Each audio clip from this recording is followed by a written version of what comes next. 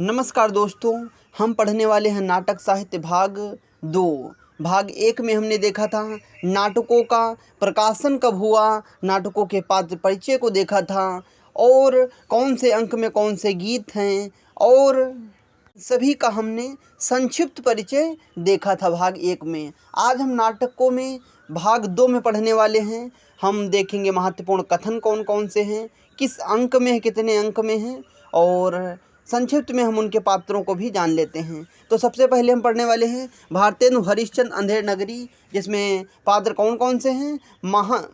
महंत हैं गोवर्धन दास, नारायण दास, कबाब वाला घासीराम, नारंगी वाला हलवाई, कुजड़िया मुगल, पचक वाला, मछली वाला, जात वाला बनिया, राजा मंत्री, माली, दो नौकर, फरियादी, कल्लू, कारीगर, चुनने वाला और भिश्ती, कसाई, गडेरिया, कोतवाल, चार सिपाही। तो ये कौन से नाटक के पात्र हैं? ये अंधेरी नगरी नाटक के पात्र हैं। अब हम देखते हैं इसमें जो अंक हैं नाटक के, यहाँ नाटक 6 अंकों में विभक्त हैं। तो 6 अंकों में विभक्त है या प्रहसन शैली में लिखा गया नाटक है। तत्कालीन समस्याओं का, विसंगतियों का चित्रण देखने को मिलता है इसमें। और प्रथम अंक बाह्य प्रांत। प्रथम अंक बाह्य प्रांत में हम देखते हैं महत्वपूर्ण कथन कौन से हैं। राम भजो भाई, महंत कहते हुए आते हैं। कौन क्या कहते हैं? राम भजो जी भाई। महंत का जो आगमन होता है तो वो गीत गाते हुए आते हैं, कहते हैं राम भजो भाई। और ये प्रथम अंक में गीत है जो इसको गाते हुए महंत जी आते हैं। उसके बाद द्वितीय अंक में जो कथन है एक महत्वपूर्ण, जात के जात टके शेर जात, जात के जात टके शेर जात, टके के वास्ते धर्म और प्रतिष्ठा दोनों बेचे, टके के वास्ते झूठी गवाही दे, वेद धर्म कुल मर्यादा सच्चाई बढ़ाई सब टके शेर। ये कौन कहता है? यह जात वाला एक ब्राह्मण कहता है। अंधेर नगरी चौपट राजा, टके शेर भाजी टके शेर खाजा। अंधेर नगरी चौपट राजा, टके शेर भाजी टके शेर खाजा। यह कौन कहता है? यह गोवर्धन दास कहता है। ये द्वितीय अंक में देखने को मिलता है। और तृतीय अंक हम देखते हैं। और तृतीय अंक में अगर हम ये कथन देखते हैं, सेत सब एक से जहाँ कपूर कपास, ऐसे देश कुदेश में कबहू न कीजे वास। यह कौन कहते हैं? महंत जी कहते हैं। तृतीय अंक में क्या कहते हैं? महंत जब गोवर्धन दास वहाँ जाता है, जब कहते हैं टके टके शेर सब कुछ बिक रहा है, बाजार का दृश्य देख कर आते हैं, महंत से बताते हैं कि गुरुजी वहाँ पर सब टके शेर मिल रहा है। तभी महंत जी कहते हैं सेत सब एक से जहाँ कपूर कपास, ऐसे देश कुदेश में कबहू न कीजे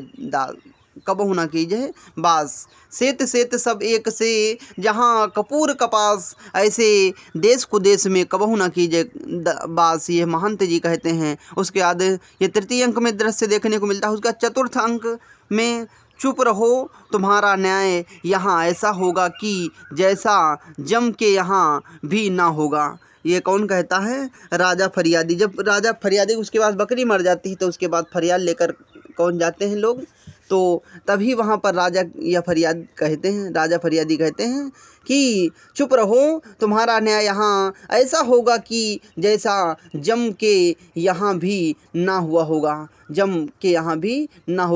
कौन कहता है? राजा फरियादी। कौन से अंक में देखने को दृश्य मिलता है? जो राजा के दरबार में जो न्याय मांगने के लिए जाता है तो कौन से अंक में जाता है? चौथे अंक में जाता है। पंचम अंक का अगर हम दृश्य देखेंगे तो पंचम अंक आरण्य, वैश्या जोरू एक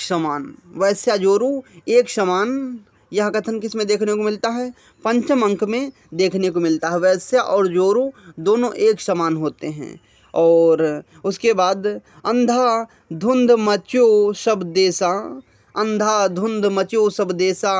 मानहु राजा रहत विदेशा। अंधा धुंध मचो सब देशा, मानहु राजा रहत विदेशा। यह कौन कहता है? यह गोवर्धन दास कहता है। अभी पंचम अंक दृश्य में देखने को मिलता है। अंधा धुंध मचो सब देशा, मान्यहूँ राजा रहत विदेशा। यह गोवर्धन दास कहता है। गोवर्धन दास क्या कहता है? अंधा धुंध मचो सब देशा। यहाँ तो जैसा सब अंधा धुंध मचा है। मानहूँ राजा रहत विदेशा। यहाँ पर ऐसे लगता है कि जैसे ये राजा यहाँ भारत का नहीं बल्कि ये विदेश का राजा है। और छठा अंक में हम देखेंगे अगर, जहाँ ना धर्म ना बुद्धि नहीं, अंक में क्या देखने को मिलता है? जहाँ ना धर्म ना बुद्धि नाही, नीति ना सुजन समाज, ते ऐसे ही आपु ही नसे। ते ऐसे ही आपु ही नसे, जैसे चौपट राज। यह कौन कहते हैं? यह महंत कहते हैं। महंत कौन से अंक में कहते हैं? छठे अंक में। जहाँ न धर्म न बुद्धि नाही, जहाँ न धर्म न बुद्धि नाही, नीति न सुजन समाज, ते ऐसे ही आपु ही नसे, जैसे चौपट राज। यह कौन कहते हैं? महंत कहते हैं। उसके बाद ये हम देखें भारतेंदु हरिश्चंद्र जी द्वारा लिखा गया अंधेरी नगरी नाटक देखा। उसके बाद हम देखते हैं भारत दुर्दशा नाटक। भारत दुर्दशा नाटक 1980 में लिखा गया। भारत की तत्कालीन राजनीति और सामाजिक दुर्दशा का प्रतीकात्मक चित्रण देखने को मिलता है। इसमें जो पात्र देखने को मिलेंगे वो भारत दुर्दैव, भारत भाग्य, सत्यानाश, रोग, आलस्य, मदिरा, अंधकार, निर्लज्जता, डिस्लेटरी, ये क्या हैं? इसके पात्र हैं। तो पहले अंक में ही देखने को अगर हम मिलेंगे योगी गाते हुए, योगी का प्रारंभ होता है, योगी आते हैं गाते हुए, रोवहूँ सब मिलके आवहूँ भारत भाई। क्या कहते हैं? रोवहूँ सब मिलके आवहूँ भारत भाई, लरी वैदिक जैन डुबाई पुस्तक सारी। क्या कहते हैं? रोवहूँ सब मिलकर आवहूँ भारत भाई, लरी वैदिक जैन डुबाई पुस्तक सारी, अंग्रेज राज सुख साज सजे सब भारी। यह कौन कहता हुआ आता है, गाता हुआ आता है? योगी गाता हुआ आता है पहले अंक में। और इसमें चौथे अंक में आलस्य गाता हुआ आता है। चौथे अंक में आलस्य का कथन है, दुनिया में हाथ पैर हिलाना नहीं अच्छा, दुनिया में हाथ पैर हिलाना नहीं अच्छा, मर जाना पे उठ के जाना नहीं अच्छा। यह कौन कहता है? आलस्य कहता है। कौन से अंक में यह दृश्य देखने को मिलता है? यह दृश्य देखने को मिलता है जो कथन, यह कौन से अंक में देखने को मिलता है? चौथे अंक में देखने को मिलता है। और उसके बाद पाँचवें अंक में एक महत्वपूर्ण कथन है। पाँचवें अंक में जिसमें जो है कविवचन सुधा पत्रिका का जिक्र आता है। किसके द्वारा? डिस्लेटरी के द्वारा। डिस्लेटरी पात्र के द्वारा किसका जो जिक्र देखने को मिलता है? कविवचन सुधा पत्रिका का जिक्र अगर किसी के द्वारा देखने को मिलता है तो डिस्लेटरी पात्र के द्वारा देखने को मिलता है। और उसके बाद छठे अंक का महत्वपूर्ण कथन देखेंगे, जागो जागो रे भाई, जागो जागो रे भाई, भारत भाग्य बहु तेरे प्रयास कर, जब जगाने में असफल हो जाता है तो भारत भाग्य आत्महत्या कर लेता है। यह कथन भी किसमें देखने को मिलता है? यह कथन भी जो छठे अंक में देखने को मिलता है। भारत दुर्दशा के छठे अंक में यह दृश्य देखने को, जागो जागो रे भाई, यह भारत भाग्य गाता हुआ आता है। और भारत भाग्य बहु तेरे प्रयास कर, जब जगाने में असफल हो जाता है तो भारत भाग्य आत्महत्या कर लेता है। यह कथन किसका है? यह कथन जो है छठे अंक में हमें देखने को मिलता है, भारत भाग्य का यह कथन है। तो इसके बाद हम देखते हैं चंद्रगुप्त नाटक, जयशंकर प्रसाद जी द्वारा लिखा गया 1931 ईस्वी में लिखा गया। चंद्रगुप्त नाटक कब लिखा गया? 1931 ईस्वी में। चंद्रगुप्त प्रसाद के नाटक रचना का शिखर बिंदु है। क्या है?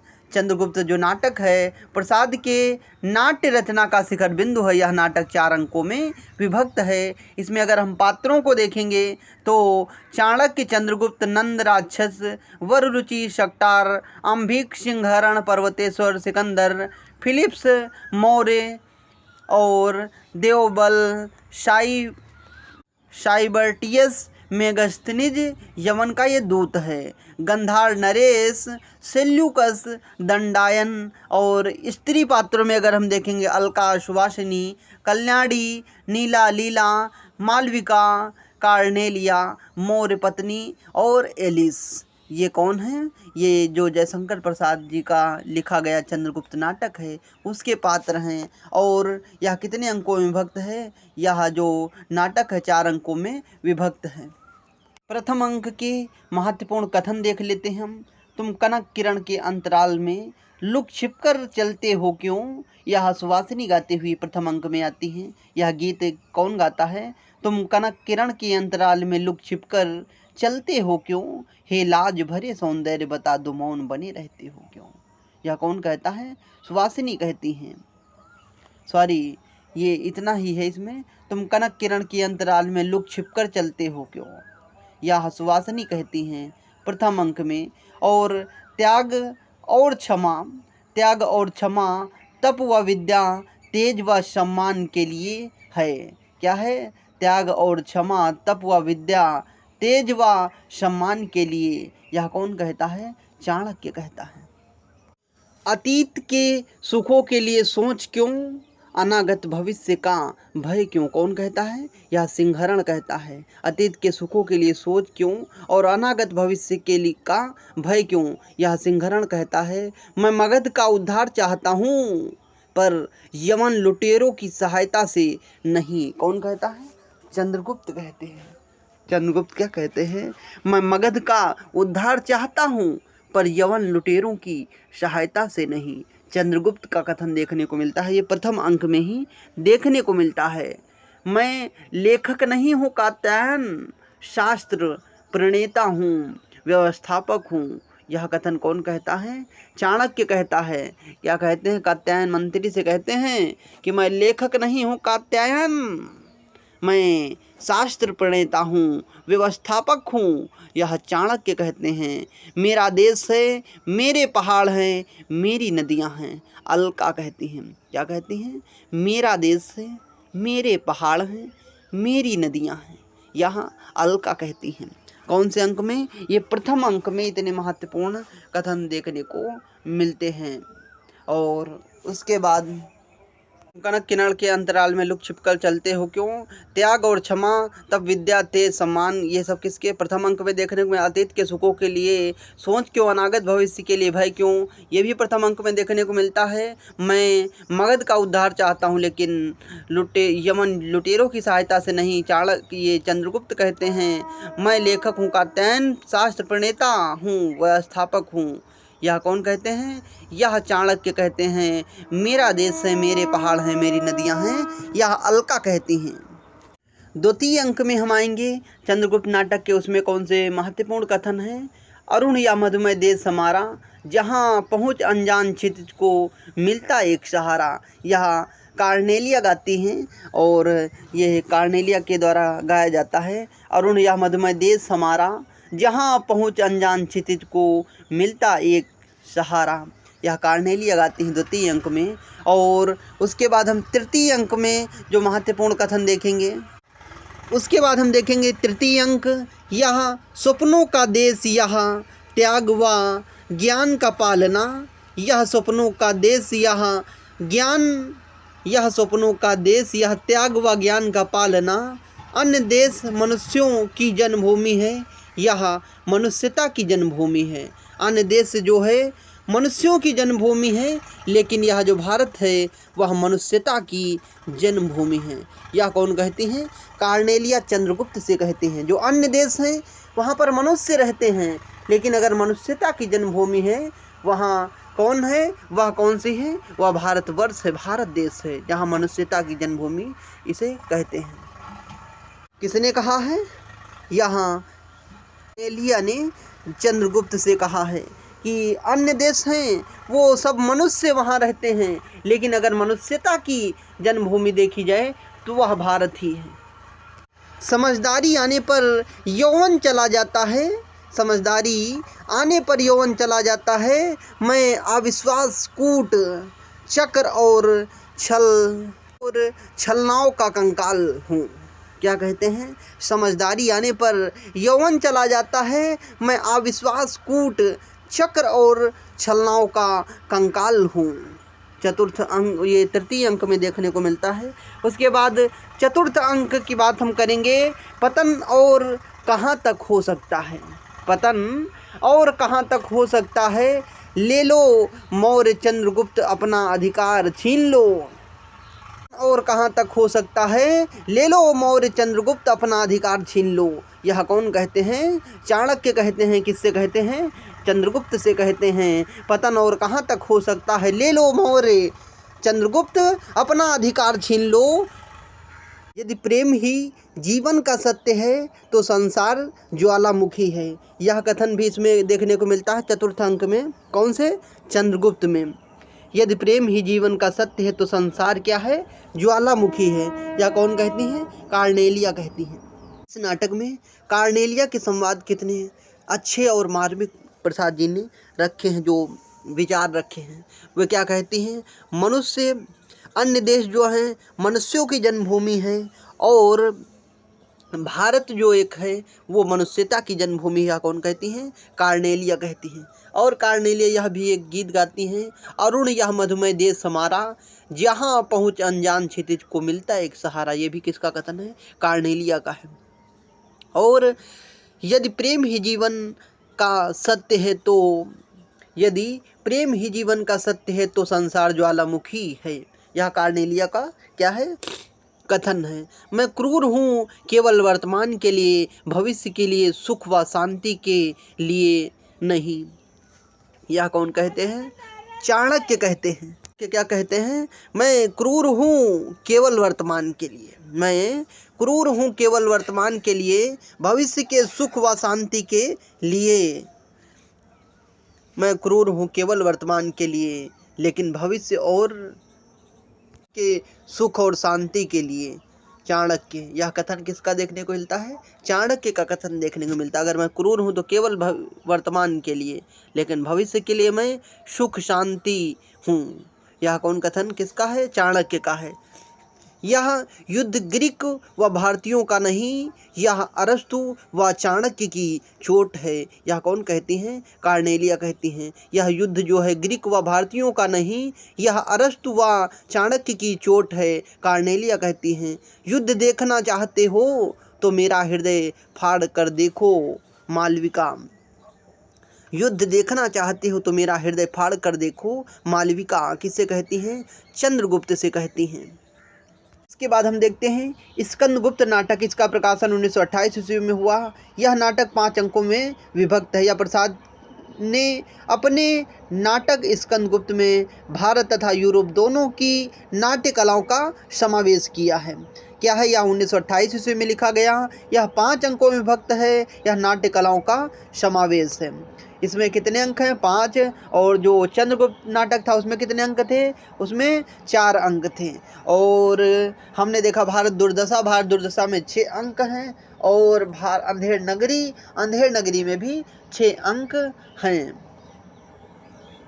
तो स्कंदगुप्त नाटक के पात्र कौन कौन से हैं। अगर पात्रों के, पुरुष पात्रों की हम बात करेंगे तो स्कंदगुप्त, कुमारगुप्त, गोविंदगुप्त, पांडदत्त, चक्रपालित, बंधुवर्मा, भीमवर्मा, मात्रगुप्त और प्रपंच बुद्धि, सर्वनाग, कुमारदास, गुरु गुप्त, भट्टारक, पृथ्वीसेन, खिंगल, प्रख्यात, कीर्ति, मालिनी। ये कैसे कौन है, ये स्कंदगुप्त नाटक के पात्र देखने को हमें मिलते हैं।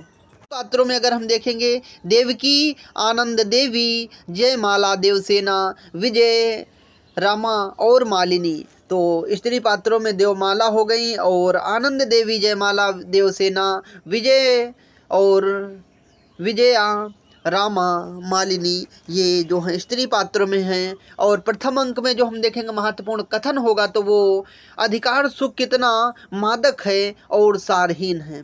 अधिकार सुख कितना मादक और सारहीन है। यह कथन किसका है? यह कथन जो है स्कंदगुप्त का है। अधिकार सुख कितना मादक और सारहीन होता है, यह कौन कहते हैं? स्कंदगुप्त कहते हैं। कविता करना अनंत पुण्य का फल है, यह कौन कहते हैं? कविता करना अनंत पुण्यों का फल है, अनंत पुण्य का फल है, यह कौन कहते हैं? मातृगुप्त कहते हैं।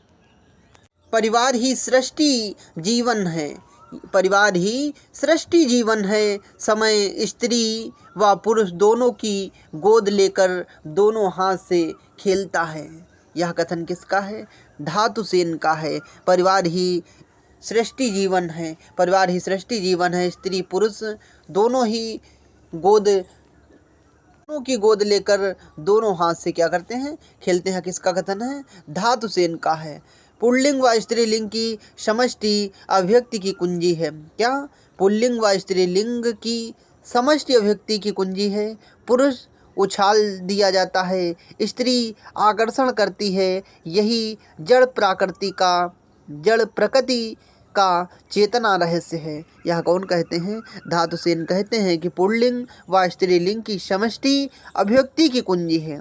पुल्लिंग स्त्रीलिंग की समष्टि अभिव्यक्ति की कुंजी है। पुरुष उछाल दिया जाता है, स्त्री आकर्षण करती है, यही जड़ प्रकृति का चेतन रहस्य है। यह धातुसेन यह भी कहते हैं परिवर्तन सृष्टि जीवन समय स्त्री व पुरुष दोनों की गोद लेकर दोनों हाथों से खेलता है। धातुसेन का कथन है पुल्लिंग स्त्रीलिंग समष्टि अभिव्यक्ति कुंजी है।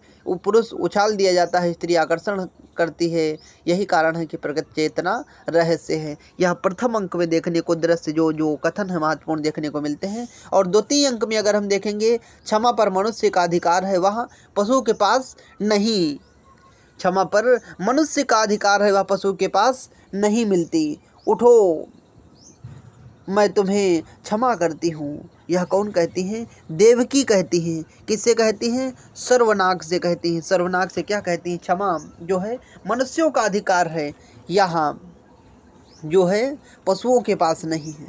उठो मैं तुम्हें क्षमा करती हूँ, यह कौन कहती हैं? देवकी कहती हैं। पवित्रता की भाप है मलिनता। पवित्रता की भाप क्या है? पवित्रता की माप है मलिनता। सुख का आलोक है दुख, पूर्ण की कसौटी है पाप। पवित्रता की भाप है मलिनता, सुख का आलोक है दुख, पूर्ण की कसौटी है पाप।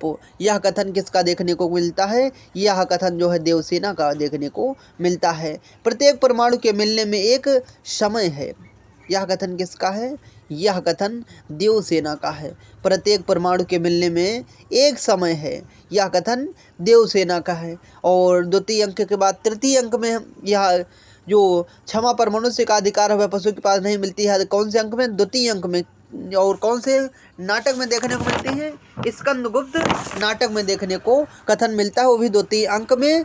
देवकी कहती है सर्वनाग से, उठो मैं तुम्हें क्षमा करती हूँ। क्षमा मनुष्यों का अधिकार है, वह पशु के पास नहीं मिलती। उठो मैं तुम्हें क्षमा करती हूँ, देवकी का कथन है। पवित्रता की भाप है मलिनता, सुख का आलोचक है दुख, पूर्ण की कसौटी है पाप। एक परमाणु के मिलने में एक समय है, यह कथन किसका है? देवसेना। प्रत्येक परमाणु के मिलने में एक समय है, देवसेना का है। तृतीय अंक में यह यौनों से उधार ली हुई सभ्यता नाम की विलासिता के पीछे आर्य जाति उसी तरह पड़ी है जैसे कुलवधू को छोड़कर कोई नागरिक वैश्या के चरणों में। यह कौन कहता है? एक सैनिक कहता है। तृतीय अंक का हम दृश्य देखते हैं जहाँ पर एक सैनिक कहता है, यहाँ यह यौनों से उधार ली हुई सभ्यता नाम की विलासिता के पीछे आर्य जाति उसी तरह पड़ी है जैसे कुलवधू को छोड़कर कोई नागरिक वैश्या के चरणों में पड़ा होता है, यह सैनिक कहता है। उतरोगे अब कब भूभार, मानवता में राक्षसत्व का अब है पूर्ण प्रचार। उतरोगे अब कब भूभार, मानवता में राक्षसत्व का अब है पूर्ण प्रचार। यह कौन कहता है? यह मातृगुप्त कहता है। किससे? मुदगल से कहता है। उतरोगे अब कब भूभार, मानवता में है राक्षसत्व का पूर्ण प्रचार। यह मृदुगल मातृगुप्त कहता है। किससे? मृदुगल से कहता है, ईश्वर से प्रार्थना करते हुए कहता है। और चतुर्थ अंक, अगर हम चतुर्थ अंक देखेंगे तो चतुर्थ अंक में धर्म के अंधभक्तों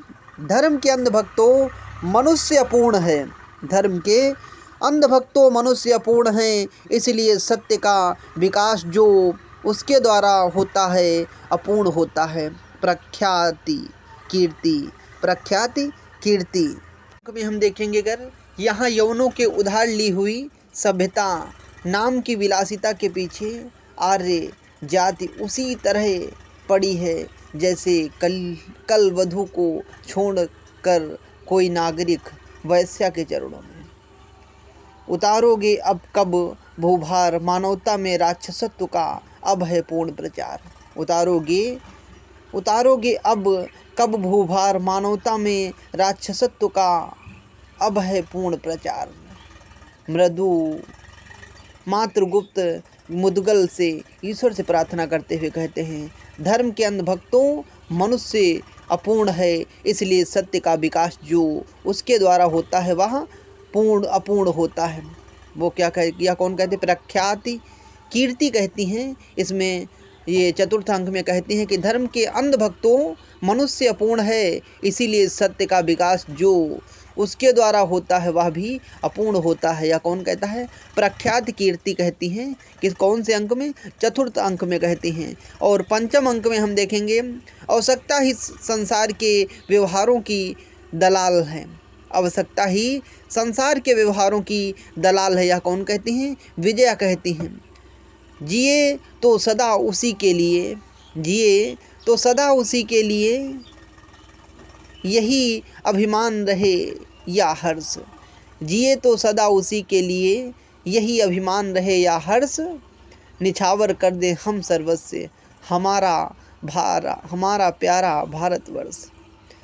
जिए तो सदा उसी के लिए यही अभिमान रहे या हर्ष, निछावर कर दे हम सर्वस्व हमारा प्यारा भारतवर्ष। मातृगुप्त। आह वेदना मिली विदाई, देवसेना यह गाती हैं। उसके बाद हम देखेंगे धुरस्वामिनी नाटक किसने लिखा है? यह चंद्रगुप्त ने लिखा है 1933 ईस्वी में। यह 3 अंकों में विभक्त है और इसमें स्त्री पुनर्विवाह का चित्रण देखने को मिलता है। साथ ही स्त्री पात्रों की सशक्तिकरण का चित्रण देखने को मिलता है। किसमें? धुरस्वामिनी नाटक में। धुरस्वामिनी नाटक कब? 1933 में लिखा गया। 3 अंकों में विभक्त नाटक है। स्त्री पुनर्विवाह का चित्रण और स्त्री सशक्तिकरण का चित्रण इसमें देखने को मिलता है। किसमें? धुरस्वामिनी नाटक में। पात्र अगर हम देखेंगे धुरस्वामिनी नाटक में तो चंद्रगुप्त, रामगुप्त, शिखर स्वामी, पुरोहित, सकराज, खिंगल, मिहिरदेव। धुरस्वामिनी नाटक में कौन कौन से पात्र देखने को मिलते हैं? धुरस्वामिनी नाटक में चंद्रगुप्त और रामगुप्त। चंद्रगुप्त, रामगुप्त, शिखर स्वामी, पुरोहित, सकराज, खिंगल, मिहिरदेव, ये सब केस में देखने को पात्र मिलते हैं। ये सब धुरस्वामिनी नाटक में पात्र देखने को मिलते हैं। स्त्री पात्रों की अगर हम बात करेंगे तो स्त्री पात्र धुरस्वामिनी, मंदाकिनी, कोमा। स्त्री पात्रों में हमें कौन कौन से पात्र देखने को मिलेंगे? स्त्री पात्रों में अगर हम बात करेंगे तो धुरस्वामिनी, मंदाकिनी और कोमा। अन्य पात्र सामंत कुमार, शक, सामंत, प्रतिहारी प्रहरी, दासी, कुबड़ा, बौना, हिजड़ा, नर्तकियाँ और खड्गधारिणी, ये सब कौन सी अन्य पात्रों में देखने को मिलते हैं। तो धुरस्वामिनी नाटक में कौन कौन से पात्र हैं? चंद्रगुप्त, रामगुप्त, शिखर स्वामी, पुरोहित, सकराज, खिंगल, मिहिरदेव, धुरस्वामिनी, मंदाकिनी, कोमा, सामंत कुमार, शक, सामंत, प्रतिहारी, प्रहरी, दासी, कुबड़ा, बौना, हिजड़ा, नर्तकियाँ और खड्गधारिणी। तो ये इसमें के पात्र हैं। अब इसके हम देखते हैं महत्वपूर्ण कथन कौन कौन से हो सकते हैं। राजनीति के सिद्धांत में राष्ट्र की रक्षा सब उपायों से करने का आदेश। शिखर कहता है, मूर्खों ने स्वार्थ के लिए साम्राज्य के गौरव का सर्वनाश करने का निश्चय कर लिया है। किसने? मूर्खों ने स्वार्थ के लिए साम्राज्य के गौरव का सर्वनाश करने का निश्चय कर लिया है। सच वीरता जब भागती है तो उसके पैरों से राजनीति छल छंद का धूल उड़ाती है।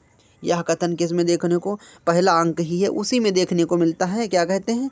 मूर्खता ने स्वार्थ के लिए साम्राज्य के गौरव का सर्वनाश करने का निश्चय कर लिया है। सच है कि वीरता जब भागती है तो उसके पैरों से राजनीति छल छंद का धूल उड़ाती है। यह मंदाकिनी कहती है, जीवन विश्व की संपत्ति है। जीवन विश्व की संपत्ति है। प्रमाद से, क्षणिक आवेश से या दुख की कठिनाइयों से उसे नष्ट करना ठीक तो नहीं है। यह कथन कौन कहता है? यह चंद्रगुप्त का कथन देखने को मिलता है। जीवन विश्व की संपत्ति है, प्रमाद से, क्षणिक आवेश से या दुख की कठिनाइयों से उसे नष्ट करना ठीक तो नहीं है। यह कथन किसका है?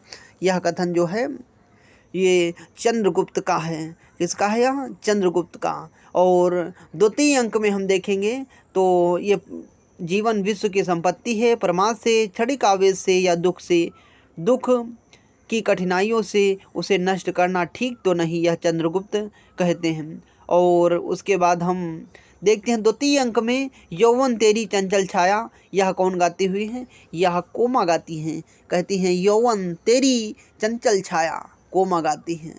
छल का बहिरंग सुंदर होता है, छल का बहिरंग सुंदर होता है, मिहिर देव प्रेम का नाम ना लो, वहाँ एक पीड़ा थी जो छूट गई। प्रेम का नाम ना लो, वह एक पीड़ा थी जो छूट गई, यह कोमा सकरात से कहती हैं। सौभाग्य और दुर्भाग्य मनुष्य की दुर्बलता के नाम हैं। मैं तो पुरुषार्थ को ही सबका नियामक समझती हूँ। यह कौन कहता है? यहाँ शकराज कहते हैं, सौभाग्य और दुर्भाग्य मनुष्य की दुर्बलता के नाम हैं। मैं तो पुरुषार्थ को ही सबका नियामक समझता हूँ, शकराज कहते हैं या द्वितीय अंक में कहते हैं। किंतु राजनीति का प्रतिशोध जो है, किंतु राजनीति का प्रतिशोध एक नारी को कुचले बिना नहीं हो सकता। यह कौन कहती हैं? कोमा कहती हैं। द्वितीय अंक में देखने को मिलता है। कोमा क्या कहती हैं? किंतु राजनीति का जो प्रतिशोध है एक नारी को कुचले बिना नहीं हो सकता। राजनीति ही मनुष्यों के लिए सब कुछ नहीं है। राजनीति ही मनुष्यों के लिए सब कुछ नहीं है। राजनीति के पीछे नीति से भी हाथ ना धो बैठो, जिसका विश्व मानव के साथ व्यापक संबंध है। यह कौन कहता है? मिहिर देव कहता है। और तृतीय अंक की बात अगर हम करें तो तृतीय अंक विधान की अंक में चंद्रगुप्त का एक कथन देखने को मिलता है। विधान ही रहस्य का एक बिंदु गिरकर, विधान की स्याही का एक बिंदु गिरकर भाग्य लिपि पर कालिमा चढ़ा देता है। यह कौन कहते हैं? चंद्रगुप्त का कथन देखने को मिलता है। भगवान ने स्त्रियों को उत्पन्न करके ही अधिकारों से वंचित नहीं किया, किंतु तुम लोगों की दास्यु वृत्ति ने उन्हें लूटा है। यह कथन मंदाकिनी कहते हैं। मंदाकिनी क्या कहते हैं? भगवान ने स्त्रियों को उत्पन्न करके ही अधिकारों से वंचित नहीं किया है, परंतु तुम्हारी लोगों की दास्यु वृत्ति ने उन्हें लूटा है। यह मंदाकिनी कहती हैं। जिन स्त्रियों को धर्म बंधन में बांधकर उनकी सम्मति के बिना उनका सब अधिकार छीन लेते हैं। क्या कहते हैं? जिन स्त्रियों को धर्म बंधन में बांधकर उनकी संपत्ति के बिना उनका सब अधिकार छीन लेते हैं, तब क्या धर्म के पास कोई प्रतिकार, कोई संरक्षण नहीं छोड़ते जिससे वे स्त्रियां अपना आपत्ति में अवलंब मांग सके? मंदाकिनी कहती हैं। तो प्रेम का नाम ना लो, वह एक पीड़ा थी जो छूट गई, कोमा सकरात से कहती हैं। द्वितीय अंक में, जीवन विश्व की संपत्ति है, प्रमाद से, क्षण आवेश से या दुख की कठिनाइयों से उसे नष्ट करना ठीक तो नहीं, चंद्रगुप्त प्रथम अंक में कहते हैं, विधान ही स्याही का एक बिंदु गिरकर भाग्य लिपि का कालिमा चढ़ा देती है। विधान ही स्याही का एक बिंदु गिरकर भाग्य की लिपि पर कालिमा चढ़ा देती है, चंद्रगुप्त कहते हैं। और उसके बाद हम देखते हैं अंधा युग नाटक के महत्वपूर्ण कथनों पर बात करेंगे। इसका प्रकाशन जो 1954 में हुआ, अंधा युग नाटक का प्रकाशन 1954 ईस्वी में हुआ। महाभारत कालीन युद्ध की पृष्ठभूमि पर लिखा गया यह नाटक है। यह जो नाटक है कितने अंकों में विभक्त है? 5 अंकों में विभक्त है। आधुनिक समय में भी युद्ध की त्रासदी का चित्रण करता है। अपने आधुनिक संदर्भ में यहाँ कर्म तथा भाग्य, आस्था तथा अनास्था के द्वंद्व का भी चित्रण करता है। तो धर्मवीर भारती द्वारा लिखा गया नाटक अंधा युग नाटक 1954 ईस्वी में लिखा गया। इसमें कितने अंक हैं? 5 अंक हैं। ध्रुव स्वामिनी नाटक लिखा गया 1933 ईस्वी में। इसमें कितने अंक हैं? 3 अंक हैं। और अगर हम बात करेंगे स्कंदगुप्त नाटक लिखा गया 1928 ईस्वी में। इसमें भी कितने अंक हैं? 5। तो अंधा युग नाटक में 5 अंक हैं और स्कंदगुप्त नाटक में भी 5 अंक हैं। और अगर हम चंद्रगुप्त की बात करेंगे उसमें 6 अंक हैं। यहाँ चंद्रगुप्त 1931 ईस्वी में लिखा गया था। चंद्रगुप्त नाटक उसमें 4 अंक हैं। जो चंद्रगुप्त नाटक 1931 ईस्वी में लिखा गया, इसमें 4 अंकों में यह नाटक विभक्त है। और अगर हम बात करेंगे दशा की तो यह 1980 ईस्वी में लिखा गया।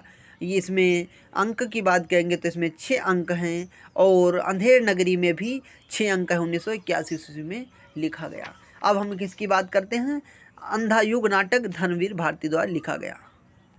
नमस्कार दोस्तों, हम देख रहे थे अंधा युग नाटक। इसका प्रकाशन 1954 ईस्वी में हुआ। यह महाभारत कालीन युद्ध की पृष्ठभूमि में लिखा गया नाटक है। यह 5 अंकों में विभक्त नाटक है। यहाँ आधुनिक समस्या में भी युद्ध की त्रासदी का चित्रण करता है। अपने आधुनिक संदर्भ में यहाँ कर्म तथा भाग्य, आस्था तथा अनास्था के द्वंद्व का भी चित्रण करता है। यह कितने अंकों में विभक्त है? यह 5 अंकों में। पहले अंक में जो जिसका दृश्य देखने को मिलेगा, कौरव नगरी का दृश्य देखने को मिलेगा पहले अंक में।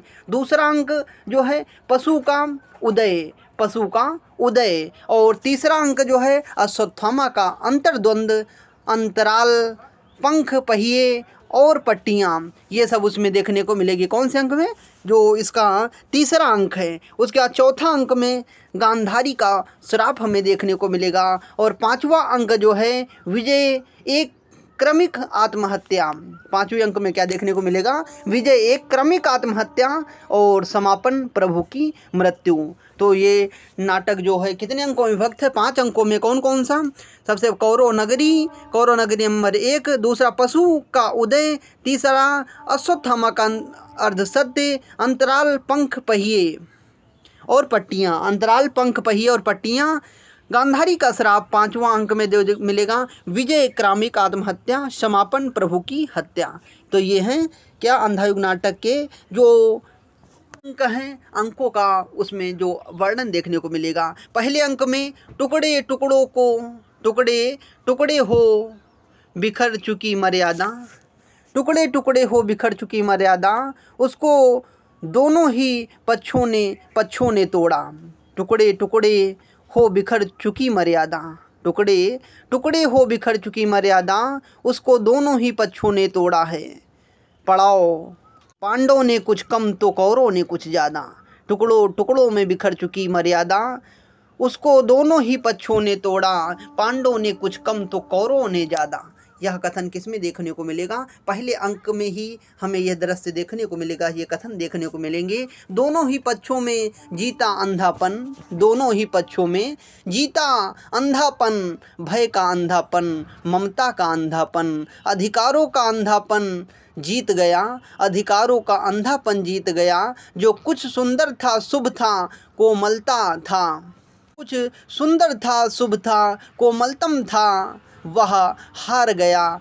द्वापर युग बीत गया। कथा गायन क्या देखने को मिलेगा हमें? दोनों पक्षों में जीता दोनों पक्षों में जीता अंधापन, भय का अंधापन, ममता का अंधापन, अधिकारों का अंधापन जीत गया, अधिकारों का अंधापन जीत गया।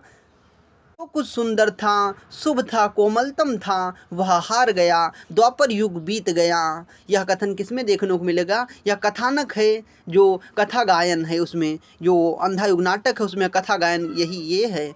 सत्र अंधे राजा की प्रजा कहाँ तक देखे, अंधे राजा की प्रजा कहाँ तक देखे। संस्कृति थी यह एक बूढ़े और अंधे की, जिसकी संतानों ने महायुद्ध घोषित किए, जिनके अंधेपन में मर्यादा गलित अंग वैश्यासी प्रजाजनों को भी रोगी बनाती फिरी, प्रजाजनों को भी रोगी बनाती फिरी। उस आंधी संस्कृति, उस रोग मर्यादा की रक्षा हम करते रहे। संस्कृति थी यह एक बूढ़े और अंधे की, क्या थी? संस्कृति थी यह एक बूढ़े और अंधे की, जिसकी संतानों ने महायुद्ध घोषित किए, जिनके अंधेपन में मर्यादा गलित अंग वैश्यासी प्रजाजनों को भी रोगी बनाती फिरी। उस अंधी संस्कृति, उस रोगी मर्यादा की रक्षा हम करते रहे। 17 दिन जीवन के अर्थहीन सोने गलियारे में पहरा देकर अब थके हुए हैं हम, अब चुके हुए हैं हम। जीवन के अर्थहीन सोने गलियारे में पहरा देकर अब थके हुए हैं हम, अब चुके हुए हैं हम। यह कथन भी प्रहरी 1 और प्रहरी 2 से प्रहरी 1 जो है प्रहरी 2 से कहता है।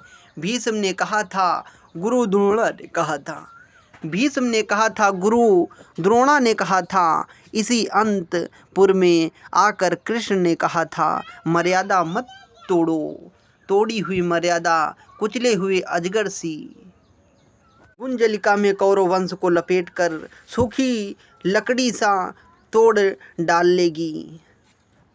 प्रथम अंक में ही देखने को मिलता है। पर वह संसार स्वतः अपने अंधापन से उपजा था। कौरव जो मेरी मांसलता से उपजे थे, वे ही थे अंतिम सत्य। मेरी ममता ही वह नीति थी, मर्यादा थी। आज मुझे भान हुआ, मेरी वैयक्तिक सीमाओं के बाहर भी सत्य हुआ करता है। आज मुझे भान हुआ, मेरी वैयक्तिक सीमाओं के बाहर भी सत्य हुआ करता है। धृतराष्ट्र किससे कहते हैं? विदुर से कहते हैं। प्रभु ने कहा था, वह ज्ञान जो समर्पित नहीं है, प्रभु ने कहा था वह ज्ञान जो समर्पित नहीं है, अधूरा है। मनोबुद्धि तुम अर्पित कर दो मुझे, मनोबुद्धि तुम अर्पित कर दो मुझे। भय से मुक्त होकर तुम प्राप्त मुझे ही होगे, इसमें संदेह नहीं है। यहाँ विदुर किससे कहता है? धृतराष्ट्र से कहता है। मैंने यहाँ बाहर का वस्तु जगत अच्छी तरह से जाना था। मैंने यह बाहर का वस्तु जगत अच्छी तरह से जाना था। धर्म नीति मर्यादा यह सब है केवल आडंबर मात्र। मैंने यह बार बार देखा था। निर्णय के क्षण में विवेक और मर्यादा व्यर्थ सिद्ध होते आए हैं सदा। यह कौन कहते हैं? गांधारी कहती हैं, माता कहो मुझे, माता मत कहो मुझे, तुम जिसको कहते हो प्रभु, वह भी मुझे माता ही कहता है। शब्द यहाँ चलाते हुए लोहों की शलाखों सा है।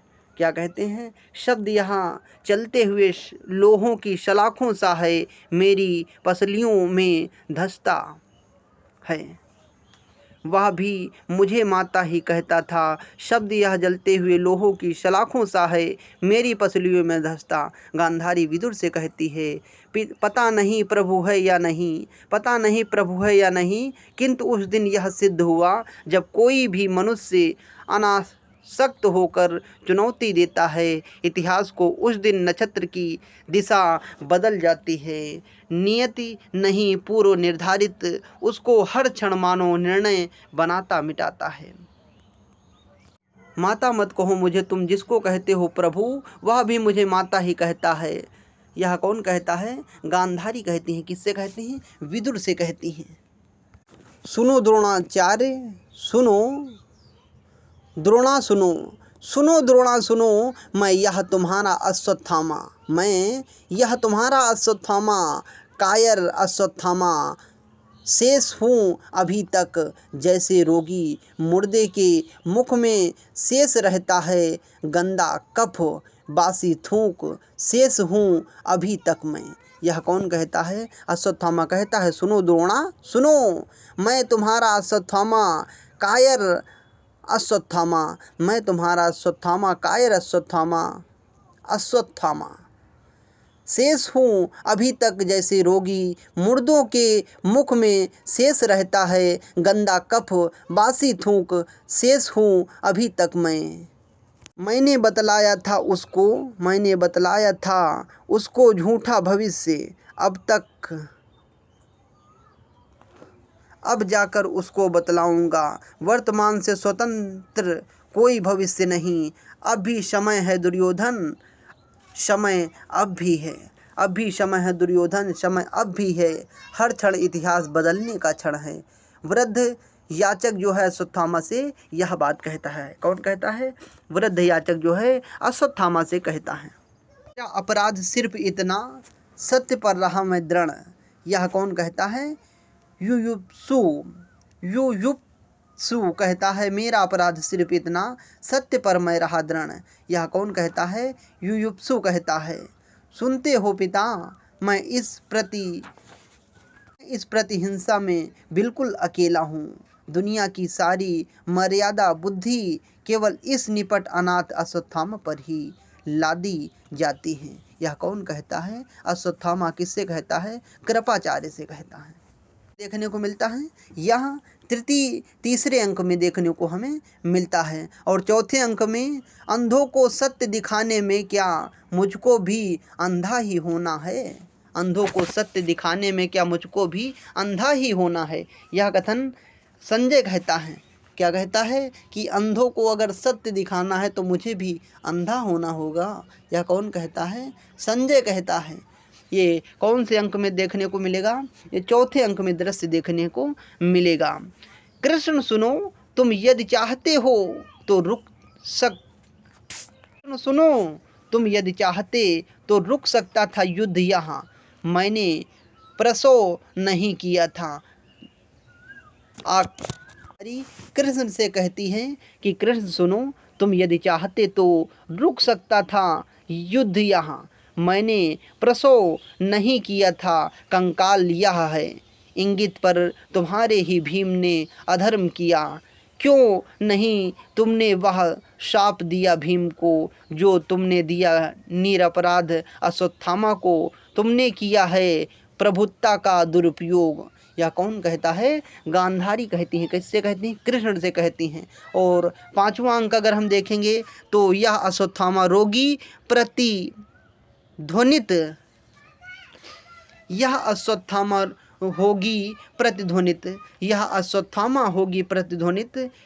इस पूरी संस्कृति में, दर्शन में, धर्म में, कलाओं में, शासन व्यवस्था में आत्मघात होगा बस अंतिम लक्ष्य मानव का। यह कथन किसमें देखने को मिलता है? यह कथन जो है कृपाचार्य पांचवा अंक में देखने को मिलता है। यह आत्महत्या होगी प्रतिध्वनित। इस पूरी संस्कृति में, दर्शन में, धर्म में, कलाओं में, शासन व्यवस्था में आत्मघात होगा बस अंतिम लक्ष्य मानव का।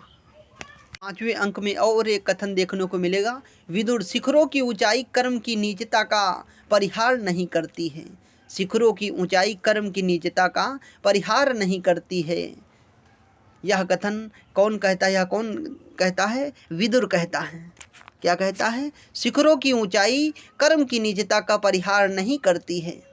समापन में अगर हम देखेंगे तो झूठे हैं ये स्तुति वचन, झूठे हैं ये स्तुति वचन, ये प्रशंसा वाक्य कृष्ण ने किया है वही मैंने किया था जो पांडव शिविर में सोया हुआ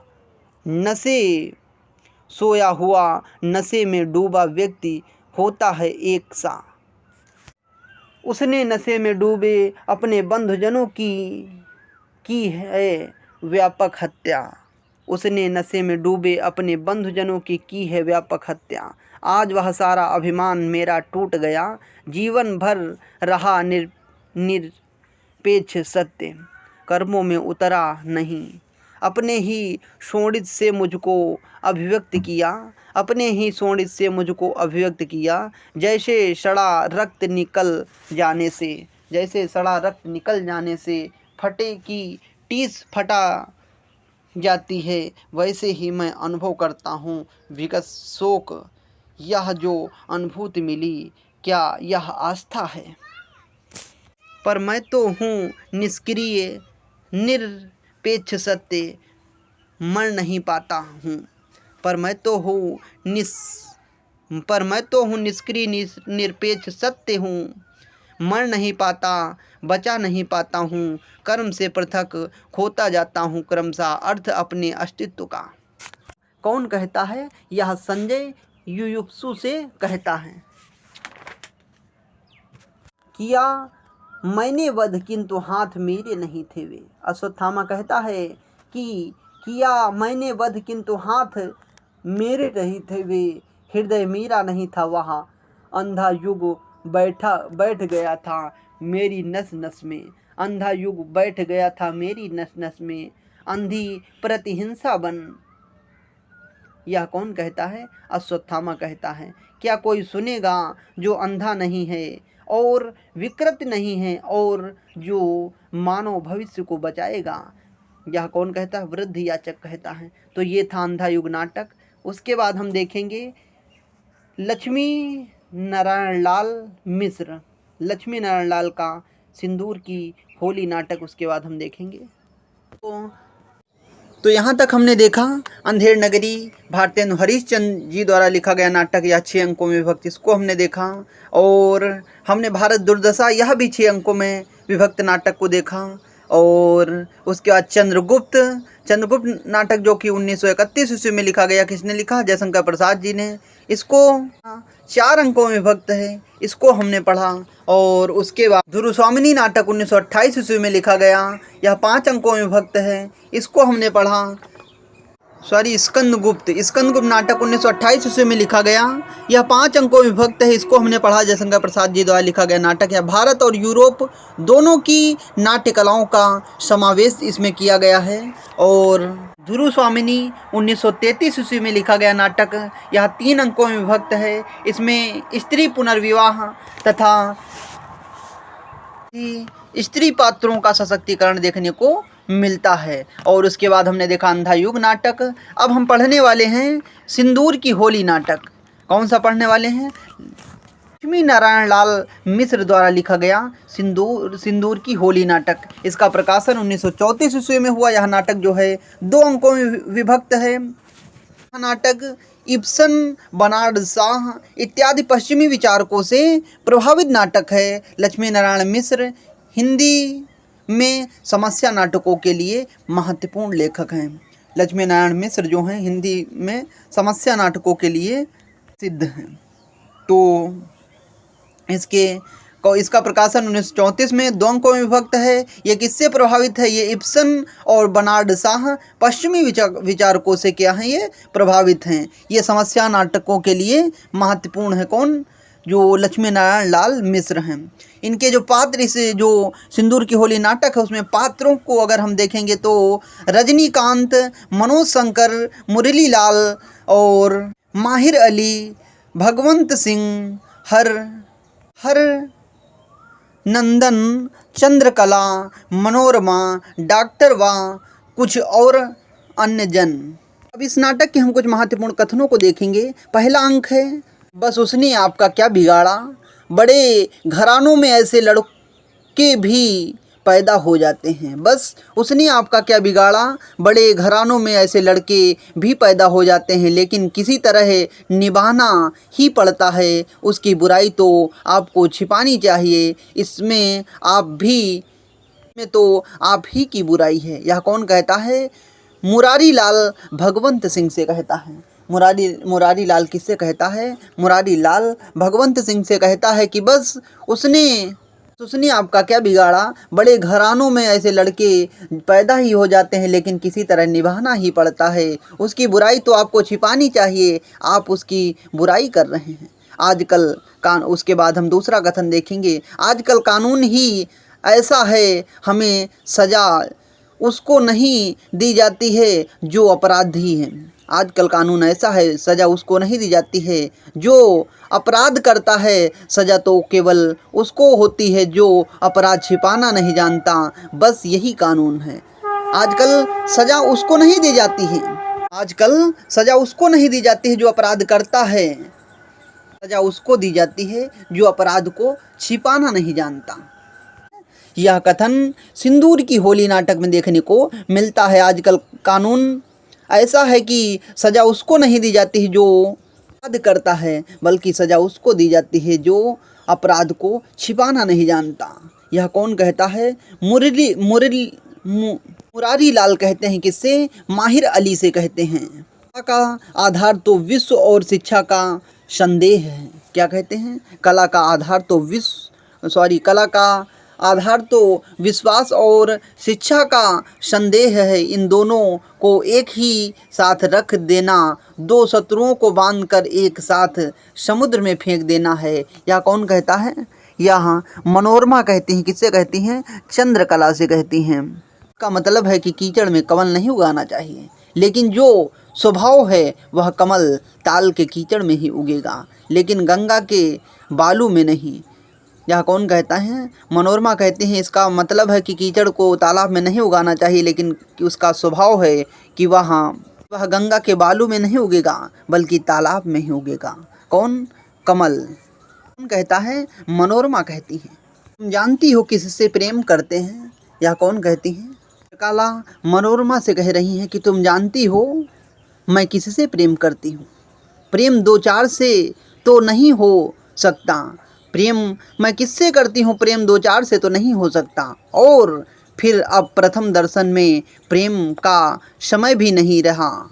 वह तो युग दूसरा था जब हृदय का रस संचित रहता था और अनायास किसी और बह उठता था। वह तो युग दूसरा था जब हृदय का रस संचित रहता था और अनायास ही किसी और बह उठता था। अब तो व्यय की मात्रा संचय से अधिक हो गई है, उसके साथ प्रेम की नहीं। कहती हैं? चंद्रकला कहती हैं। मनोरमा से कहती हैं, संसार की सीधी भाषा में किस चीज़ को लोग सुख समझते हैं? संसार की सीधी भाषा में किस चीज़ को लोग सुख समझते हैं? वह तो मुझे यही 2 महीने से मिल रहा है। समय पर स्वादिष्ट भोजन और सुख की नींद, सुंदर वस्त्र, संसार का सुख तो इन्हीं 3 वस्तुओं में सम्मिलित है। यह कौन कहती हैं? मनोरमा कहती हैं। किससे कहती हैं? मुरारी लाल से कहती हैं कि संसार की सीधी भाषा में किस चीज़ को लोग सुख समझते हैं।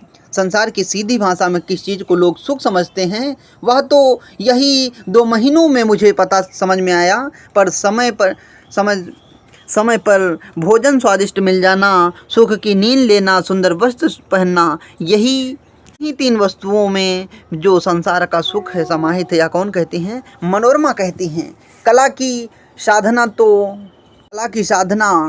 अपने लाभ विचार से नहीं होती है। कला की साधना अपने लाभ और विचार से नहीं होती है। गुलाब खिल रहा था, बसंत आ रहा था, आधी रात को पूर्णमासी का चंद्रमा धरती की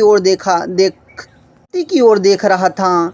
उसे देखकर मेरी कल्पना और भावना उत्तेजित हो उठी। मैंने उसका चित्र बना दिया। यह कौन कहती हैं? मनोरमा कहती हैं। किससे कहती हैं? मुरारी लाल से कहती हैं। मनोरमा मुरारी लाल से क्या कहती हैं? कला की साधना अपने लाभ के विचार से नहीं होती है। कला की साधना अपने लाभ के विचार से नहीं होती है। गुलाब खिल रहा है, बसंत आ रहा है, आधी रात को पूर्णमासी का चंद्रमा धरती की ओर देख रहा है। उसे देखकर मेरी कल्पना और भावना उत्तेजित हो उठी। मैंने उसका चित्र बना दिया। यह कौन कहती हैं? मनोरमा कहती हैं मुरारी लाल से। हरगिज नहीं, आप ही सोचिए, दूसरों के दंड की व्यवस्था तो आप करते हैं, आपके दंड की व्यवस्था कौन करेगा? हरगिज नहीं। दूसरों के दंड की व्यवस्था आप करते हैं, आपके दंड की व्यवस्था कौन करेगा।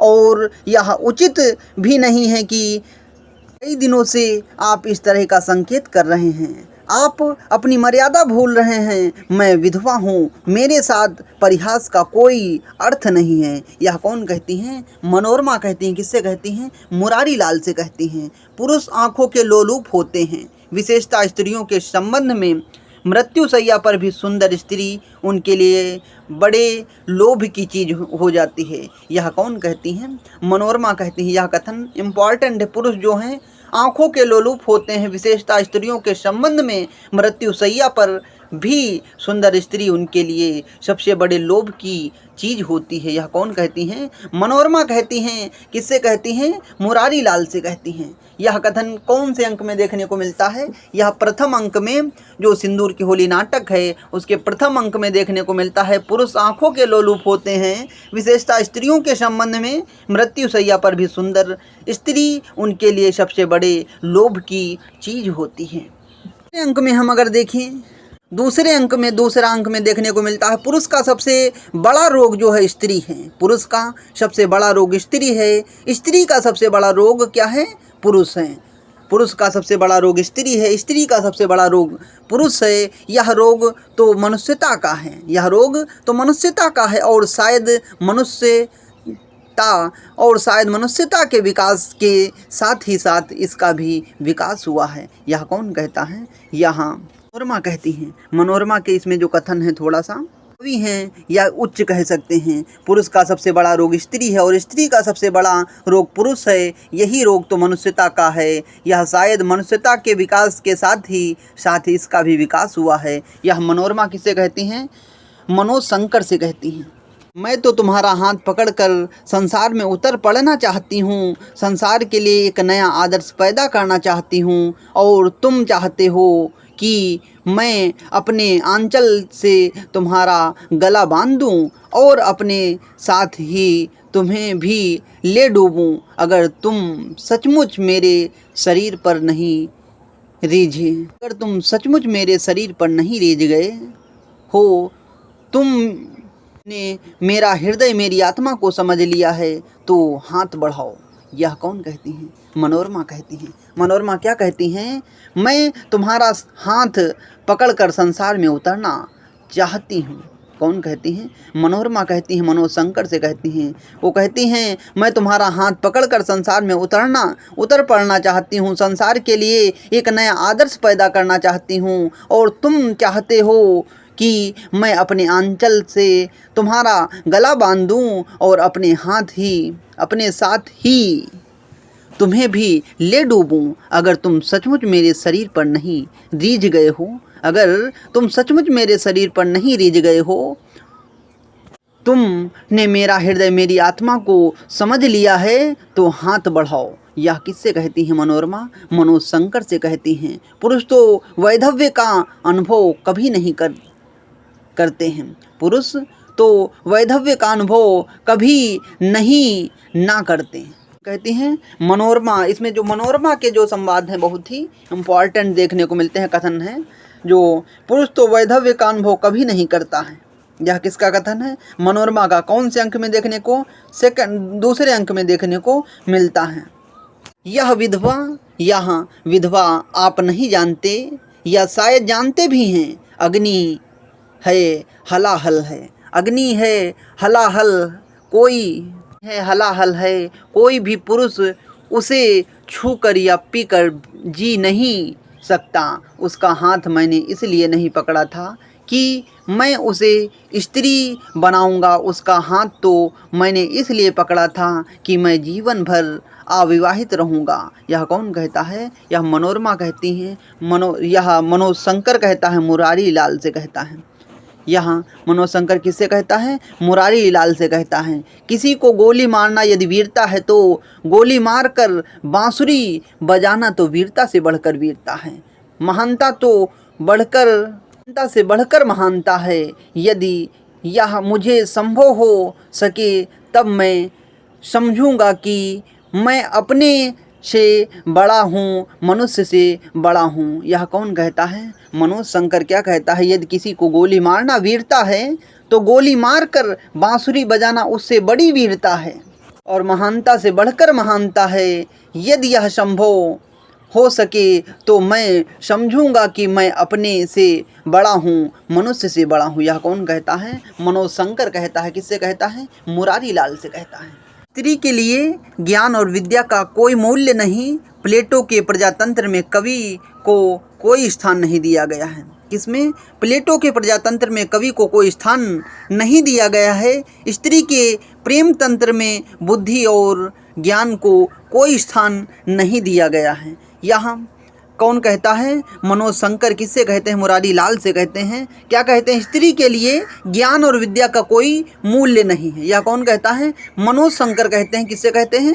मुरारी लाल से कहते हैं। स्त्री के लिए ज्ञान और विद्या का कोई मूल्य नहीं। प्लेटो प्रजातंत्र में कवि को कोई स्थान नहीं दिया गया है। स्त्री के प्रेम तंत्र और बुद्धि ज्ञान को कोई स्थान नहीं दिया गया है। किसमें? स्त्री के प्रेम तंत्र में बुद्धि और ज्ञान को कोई स्थान नहीं दिया गया है। यह कथन किसका है? मनोज शंकर जो हैं मुरारी लाल से वार्तालाप कर रहे हैं, बातचीत कर रहे हैं। प्रेम करना विशेषता स्त्री के लिए कभी बुराई नहीं है। यहाँ कथन कौन कहता है? मनोज शंकर कहता है। शंकर क्या कहता है? किसे? मुरारी लाल से कहता है। प्रेम करना विशेषता स्त्री के लिए कभी बुराई नहीं। स्त्री जाति की स्तुति केवल इसलिए होती है कि वे प्रेम करती हैं, प्रेम के लिए ही उनका जन्म होता है। वे प्रेम करती हैं, प्रेम के लिए ही उनका जन्म होता है। स्त्री चरित्र की सबसे बड़ी विभूति, उसका सबसे बड़ा तत्व प्रेम माना गया है। सबसे बड़ी विभूति, सबसे बड़ा जो तत्व है प्रेम माना गया है। उस पर भी यह तो उसका पहला प्रेम है, उसमें बुराई कहाँ है? प्रेम वकील से राय लेकर, जज से अधिकार पत्र लेकर तो किया नहीं जाता। जो बात स्वतः स्वभाव और प्राकृतिक है वह तो चरित्र का गुण है, अवगुण नहीं है। यह कौन कहता है? मनोज शंकर कहता है। किससे कहता है? मुरारी लाल से कहता है। कवि और गायक भावुक जीव होते हैं। आप सुई देना कैसे बर्दाश्त कर सकते हैं? या आप सुई देना कैसे बर्दाश्त कर सकते हैं? लेकिन मैं आपको विश्वास दिलाता हूं कि उसकी चिंता मुझे आपसे कम नहीं है। अंतर केवल इतना है कि आप उसके शरीर को कष्ट नहीं देंगे, चाहे मर जाए, लेकिन मैं जिलाना चाहूँगा चाहे उसके शरीर को कष्ट हो। डॉक्टर मनोज शंकर से कहता है। डॉक्टर मनोज शंकर से क्या कहता है? डॉक्टर मनोज शंकर से कहता है कि कवि और गायक जो होते हैं भावुक जीव होते हैं, भावुक स्वभाव के होते हैं। वो उनके अंदर बहुत जल्दी भावुकता आ जाती है। किसके अंदर? कवि और जो गायक होते हैं वो बहुत भावुक जीव होते हैं। आप सुई देना कैसे बर्दाश्त कर सकते हैं? लेकिन मैं आपको विश्वास दिलाता हूँ कि उसकी चिंता मुझे आपसे कम नहीं है। अंतर केवल इतना है कि आप उसके शरीर को कष्ट नहीं देंगे, चाहे वह मर जाए, लेकिन मैं जिलाना चाहूँ चाहे उसके शरीर को कष्ट हो। यह कौन कहता है? डॉक्टर कहता है। किससे कहता है? मनोज शंकर से कहता है।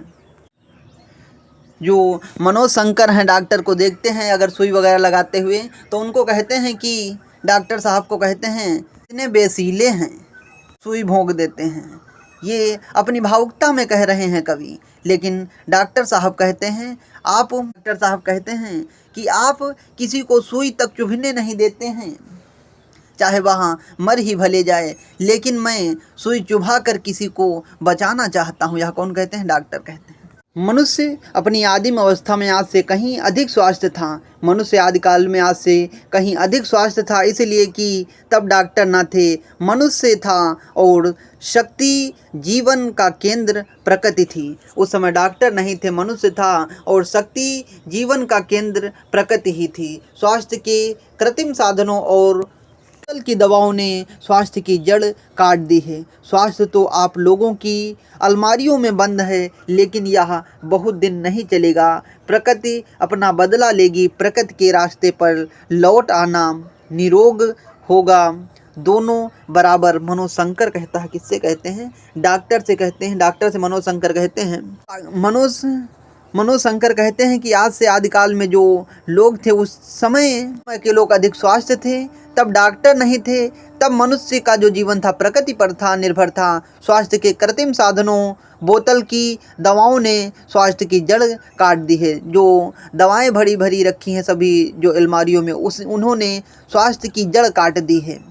हैं या बहुत दिन नहीं चलेगा, प्रकृति अपना बदला लेगी, प्रकृति के रास्ते में लौटना होगा, निरोग होना दोनों बराबर। मनोज शंकर किससे कहते हैं? मनोज शंकर कहते हैं किससे कहते हैं? डॉक्टर से कहते हैं। आप कपड़ों में भूल गए, आप कपड़ों में भूल गए, नहीं तो जिसे आप सभ्यता कहते हैं उसके साथ ही साथ विकार और बुराइयां भी पड़ी हैं। आप कपड़ों में भूल गए, नहीं तो आप सभ्यता कहते हैं जिसे, नहीं तो आप जिसे सभ्यता कहते हैं उसके साथ ही साथ विकार और बुराइयां भी हैं। यह कौन कहते हैं? मनोज शंकर कहते हैं। किससे? यह डॉक्टर से कहते हैं। मनोज शंकर कहते हैं कि देहातों में अधिकांश जो रोग हैं वे पूजा पाठ तंत्र मंत्र से अच्छे किए जाते हैं। इन रोगों का प्रभाव सीधा मस्तिष्क पर होता है। रोगी की इच्छा शक्ति जाग जाती है और प्रकृति की शक्तियों को काम करने का अवसर मिलता है। यह कौन कहते हैं? मनोज शंकर कहते हैं, डॉक्टर से कहते हैं कि गाँवों में तो अधिकतर तो भूत प्रेत या शंकर क्या कहते हैं? मनोज शंकर कहते हैं कि यहाँ देहातों में अधिकांश रोग पूजा पाठ तंत्र मंत्र से अच्छे किए जाते हैं। इन चीज़ों का प्रभाव सीधा जो होता है मस्तिष्क पर होता है। रोगी की इच्छा शक्ति जाग जाती है और प्रकृति की शक्तियों को काम करने का अवसर मिलता है। यह कौन कहता है? मनोज शंकर कहते हैं। किससे कहते हैं? डॉक्टर से। विधवा हो मनोरमा क्या कहती हैं? देखते हैं। मनोरमा कहती हैं कि विधवा विवाह हो रहा है लेकिन वैधव्य कहाँ मिट रहा है। विधवा विवाह हो रहा है लेकिन वैधव्य कहाँ मिट रहा है। समाज इस आग को बुझा नहीं सकता, इसलिए उसे अपने छज्जे से उठाकर अपनी नींव में रख रहा है। उसे अपने छज्जे से उठाकर अपनी नींव में रख रहा है। तुम्हारे सुधारक, राजनीतिज्ञ, कवि, लेखक, उपन्यासकार, नाटककार सभी विधवा के आंसुओं में बहते हुए दिख पड़ रहे हैं। यह कौन कहता है? यह मनोरमा कहती हैं। किससे कहती हैं? मनोज शंकर से कहती हैं। स्त्री का हृदय सर्वत्र एक है, क्या पूर्व क्या पश्चिम, क्या देश क्या विदेश। यह कौन कहता है? चंद्रकला। किससे कहती हैं? मनोरमा से कहती हैं कि स्त्री का जो सर्वत्र हृदय है वह एक है, चाहे वो पूर्व में हो या पश्चिम में हो या देश में हो या विदेश में हो, स्त्री का जो चरित्र है वो हमेशा एक सा है। इसके इम्पॉर्टेंट कथन कौन कौन से हैं? पुरुष आंखों के लोलुप होते हैं। विशेषता स्त्रियों के संबंध में मृत्युशैया पर भी सुंदर स्त्री के लिए सबसे बड़े लोभ की चीज होती है। यह कौन कहता है? या मनोरमा कहती हैं प्रथम अंक में। इसमें कितने अंक में? यह जो सिंदूर की होली नाटक है वह यह 2 अंकों में विभक्त है। 1934 ईस्वी में लिखा गया। पुरुष आंखों के लोलुप होते हैं। विशेषता स्त्रियों के संबंध में मृत्युशैया पर भी सुंदर स्त्री उनके लिए लोभ की चीज होती है। कौन कहती है? मनोरमा कहती है। कौन से अंक में? प्रथम अंक में कहती हैं। और दूसरे अंक में फिर मनोरमा कहती हैं कि पुरुष का सबसे बड़ा रोग स्त्री है और स्त्री का सबसे बड़ा रोग पुरुष है। रोग मनुष्यता का है, जो यह रोग मनुष्यता का है और शायद मनुष्य के विकास के साथ ही इसका विकास हुआ है। यह कौन कहती हैं? मनोरमा कहती हैं। और उसके बाद डॉक्टर कहते हैं मनोज शंकर से एक कथन हमें दूसरे जो अंक में देखने को मिलता है। कवि और गायक भावुक जीव होते हैं। कवि और गायक भावुक जीव होते हैं। आप सुई देना कैसे बर्दाश्त कर सकते हैं? आप सुई देना कैसे बर्दाश्त कर सकते हैं? लेकिन मैं आपको विश्वास दिलाता हूँ कि उसकी चिंता आप मुझ पर कम नहीं है। वो चिंता मुझे आपसे कम नहीं है। अंतर केवल इतना है कि आप उसके शरीर को कष्ट नहीं देना चाहते। वह मर भले ही जाए लेकिन मैं उसे सुई लगाकर जिलाना चाहता हूँ, बस इतना ही अंतर है। यह कौन कहता है? यह डॉक्टर कहते हैं। मनोज शंकर से कहते हैं।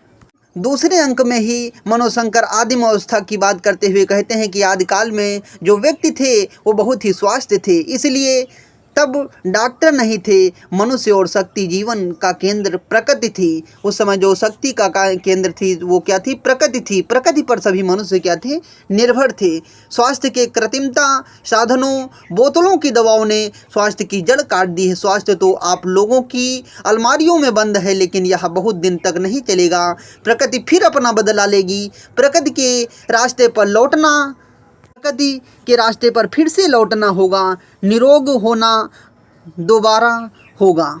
यह कौन कहता है? यह मनोज शंकर कहते हैं। किससे कहते हैं? डॉक्टर से कहते हैं। स्त्री का हृदय सर्वत्र एक है। यह कौन कहता है? यह चंद्रकला इसमें देखने को कहती है कि स्त्री का जो हृदय है सर्वत्र एक है, चाहे वह पूर्व में हो, पश्चिम में हो, देश में हो, विदेश में हो। यह चंद्रकला मनोरमा से कहती हैं। उसके बाद पुरुष बली है, सब तरह से बली रहेगा। यह कौन कहती हैं?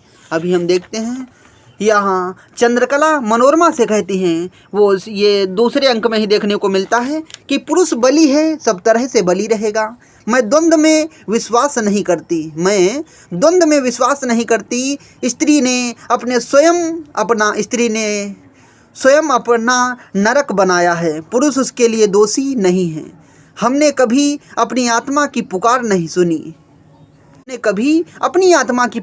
सुनी। तुम्हारा जो विधवापन है तो वह रूढ़ियों का विधवापन है। तुम्हारा विधवापन तो रूढ़ियों का विधवापन है, वेद मंत्रों का और ब्रह्म भोज का। जिस पुरुष को तुमने देखा नहीं, जिसकी कोई धारणा तुम्हें नहीं, जिसकी कोई स्मृति तुम्हारे आत्मा को हिला नहीं सकती, उसका वैधव्य कैसा?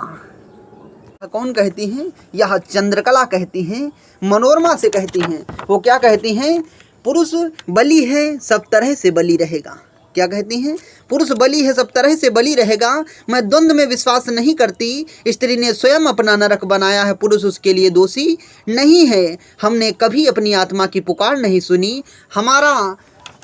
तुम्हारा वैधव्य तो रूढ़ियों का विधवापन, वेद मंत्रों का और ब्रह्मभोज का है। जिस पुरुष को तुमने देखा नहीं, जिसकी कोई धारणा तुम्हें नहीं, जिसकी कोई स्मृति तुम्हारे आत्मा को हिला नहीं सकती, उसका वैधव्य कैसा? यह चंद्रकला मनोरमा से कहती हैं। हमारे यहाँ तो आत्मा आनंदित और अनंत है। आजकल के निज लोगों को अंग्रेजी की ऊंची शिक्षा मिल गई है। हमारे यहाँ तो आत्मा आनंदित अनंत है। आजकल के जिन लोगों को अंग्रेजी की उच्च शिक्षा मिल गई है, हमारे यहाँ वे सभी आत्मा को खिलौना बना रहे हैं। वे भी कहने लगे हैं कि अपनी पुरानी आत्मा को मार डालो, बदल डालो, नहीं तो कल्याण नहीं। यह कौन कहती हैं? मनोरमा कहती हैं।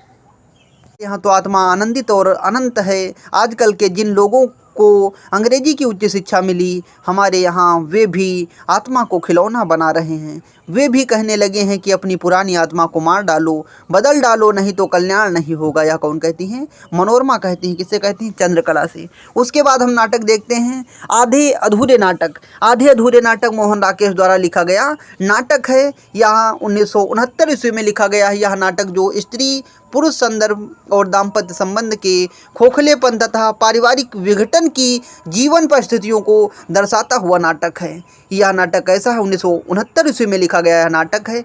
यह नाटक स्त्री पुरुष संबंध और दाम्पत्य संबंध के खोखलेपन, पारिवारिक विघटन की जीवन स्थितियों को भी दर्शाने वाला नाटक है। कौन सा? आधे अधूरे नाटक। अधूरे नाटक में अगर हम पात्रों को देखेंगे तो काले सूट वाला आदमी है, जो कि पुरुष 1, 2, पुरुष 3 तथा पुरुष 4 की भूमिकाओं में रहता है। काले सूट वाला आदमी जो रहता है वो 4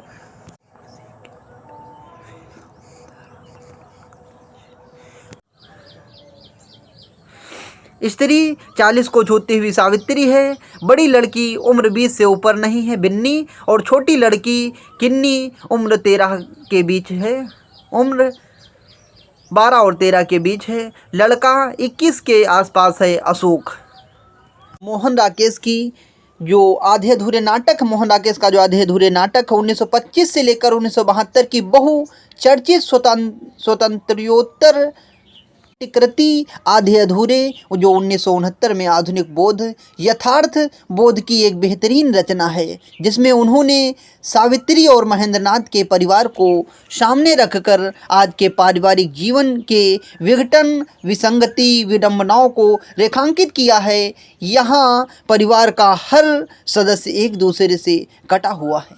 जो आधुनिकता बोध में आज जो चित्र दिखता है उसका यथार्थ उन्होंने फोटो खींचा, जैसे चित्र ही प्रस्तुत कर दिया हो। हाँ, परिवार का हर एक सदस्य एक दूसरे से कटा हुआ है और अपने आप में एक कहानी है। घर की हवा तक में उसकी स्थायी तलखी की गंध है। जो पांचों व्यक्तियों महेंद्रनाथ, सावित्री, बिन्नी, किन्नी, अशोक के मन में भरी हुई है। ऊब घुटन, विद्रूप और दम घोटने वाली मनहूसियत जो मरघट में होती है। दम घोटने वाली जो मनहूसियत जो मरघट में होती है, उसका सब यथार्थ चित्रण उन्होंने प्रस्तुत किया है। जो आधे अधूरे नाटक में आधे अधूरे के सभी पात्र अनचाही पारिवारिक परिस्थितियों में जीने की व्यवस्था, तनाव इत्यादि से अभिशप्त हैं। आधे अधूरे की नायिका सावित्री अपने पति महेंद्रनाथ से विमुख ऐसी स्त्री है जो पूर्ण रूप की तलाश में है। आधे अधूरे की नायिका जो कौन है? सावित्री अपने पति महेंद्रनाथ से विमुख ऐसी स्त्री हैं जो पूर्ण पुरुष की तलाश में सिंघानिया जगमोहन से रिश्ता जोड़ती हैं। किससे?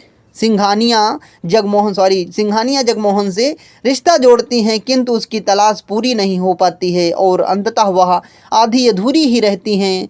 बड़ी लड़की बिन्नी मनोज के साथ घर से भाग निकलती है और लड़का अशोक पत्रिकाओं से हीरोइनों की रंगीन तस्वीरें काटता हुआ उस फिराक में रहता है कि कब वह यहाँ से निकल सकेगा। पिता के प्रति उसके मन में करुणा एवं प्रेम है, जबकि माँ के प्रति नफरत और आक्रोश।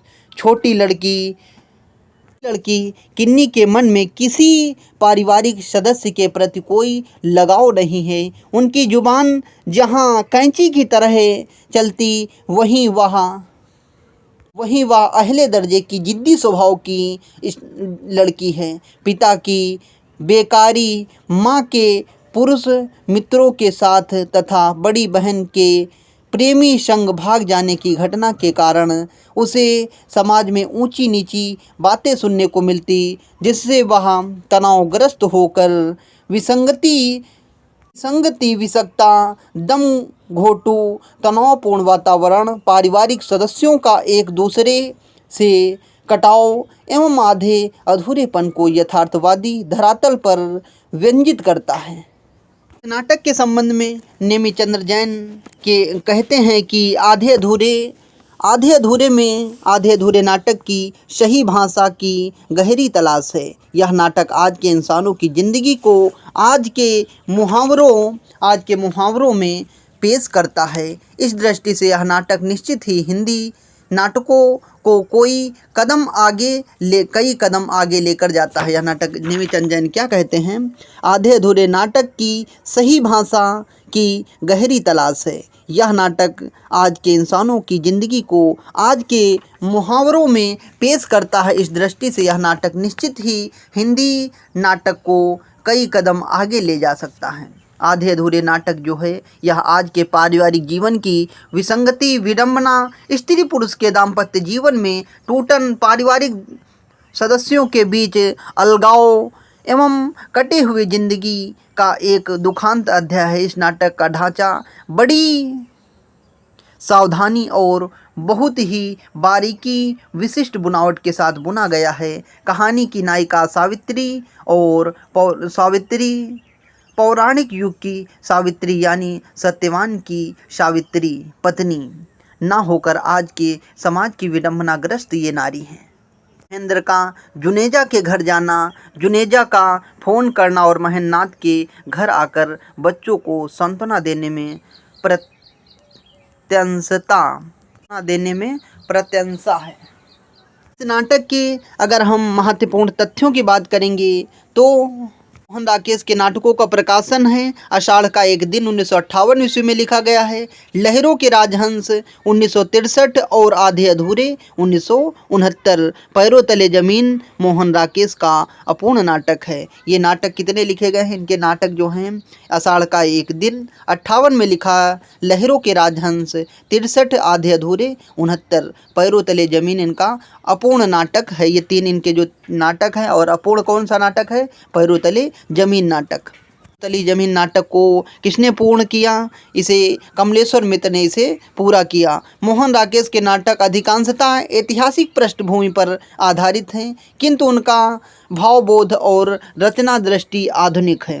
मोहन राकेश का जो नाटक है वो ऐतिहासिक पृष्ठों पर आधारित है, किंतु उनका जो भावबोध है और उनकी रचना दृष्टि है वह आधुनिक है।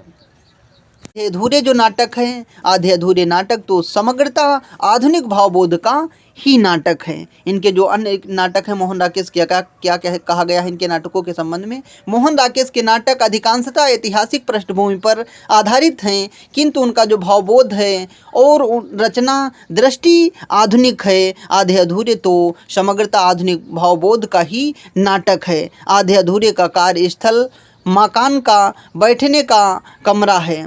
आधे अधूरे का जो कार्यस्थल है मकान का बैठने का कमरा है, जिसमें सोफे, कुर्सियाँ, मेजें, अलमारी, किताबें, फाइलें इत्यादि हैं। आधे अधूरे पारिवारिक जीवन के विघटन की गाथा है। आधे अधूरे नाटक क्या है? आधे अधूरे पारिवारिक जीवन के विघटन की गाथा है। इसके विषय में परिवार में व्याप्त कुंठा जन्य घुटन उससे मुक्त होने की व्यवस्था को पेश करता है। इसी माध्यम से राकेश ने स्त्री पुरुषों के संबंधों के सामंजस्य के प्रश्नों को भी उभारा है। क्या है? आधे अधूरे जो पारिवारिक जीवन के विघटन की कथा है, इसके विषय में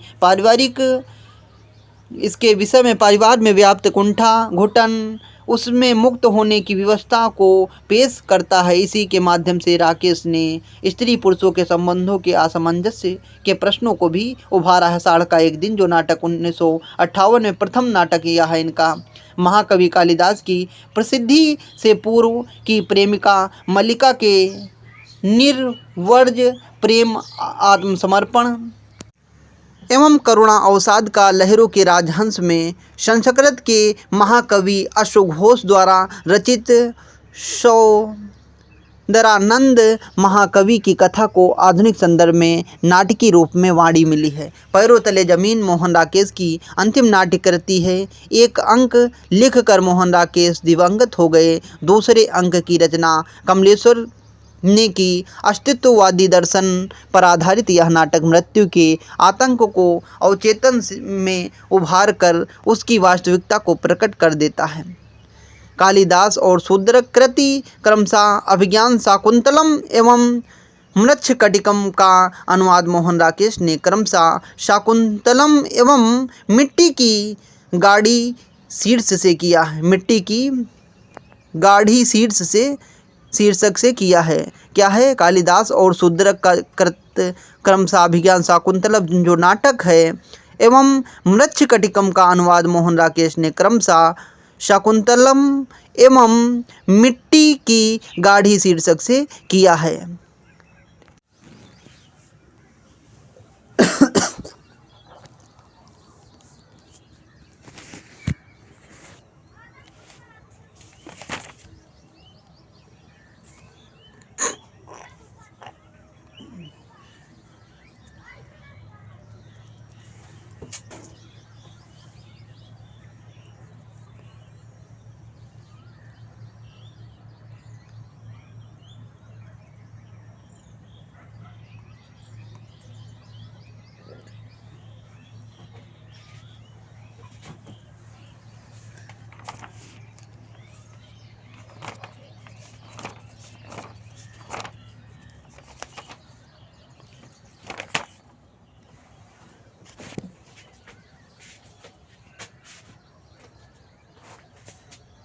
उसके बाद हम देखते हैं मोहन राकेश द्वारा लिखा गया आषाढ़ का एक दिन। इसका प्रकाशन हमने देखा था 1958 में हुआ। यह नाटक 3 अंकों में विभक्त नाटक है।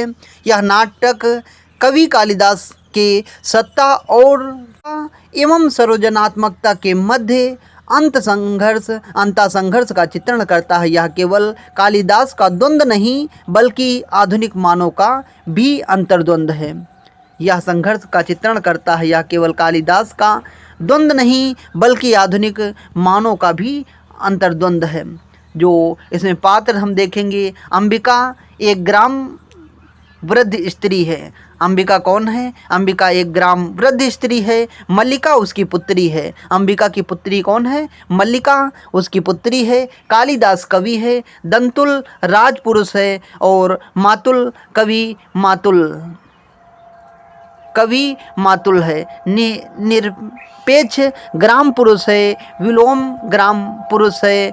रंगणी नागरी है। रंगणी कौन है? नागरी है। शंगड़ी नागरी है। और अनुस्वर अधिकारी, अनुनासिक अधिकारी, प्रियागुमंजरी राजकन्या कवि पत्नी। अंक अगर हम देखते हैं, इसमें पहला अंक में कितने अंकों में विभक्त है? 3 अंकों में। 1958 ईस्वी में विभक्त है। यह नाटक कालिदास के सत्ता और सृजनात्मकता के मध्य अंतःसंघर्ष का चित्रण करता है। यह केवल कालिदास का द्वंद्व नहीं बल्कि आधुनिक भावबोध का भी अंतर्द्वंद चित्रण प्रस्तुत करता है।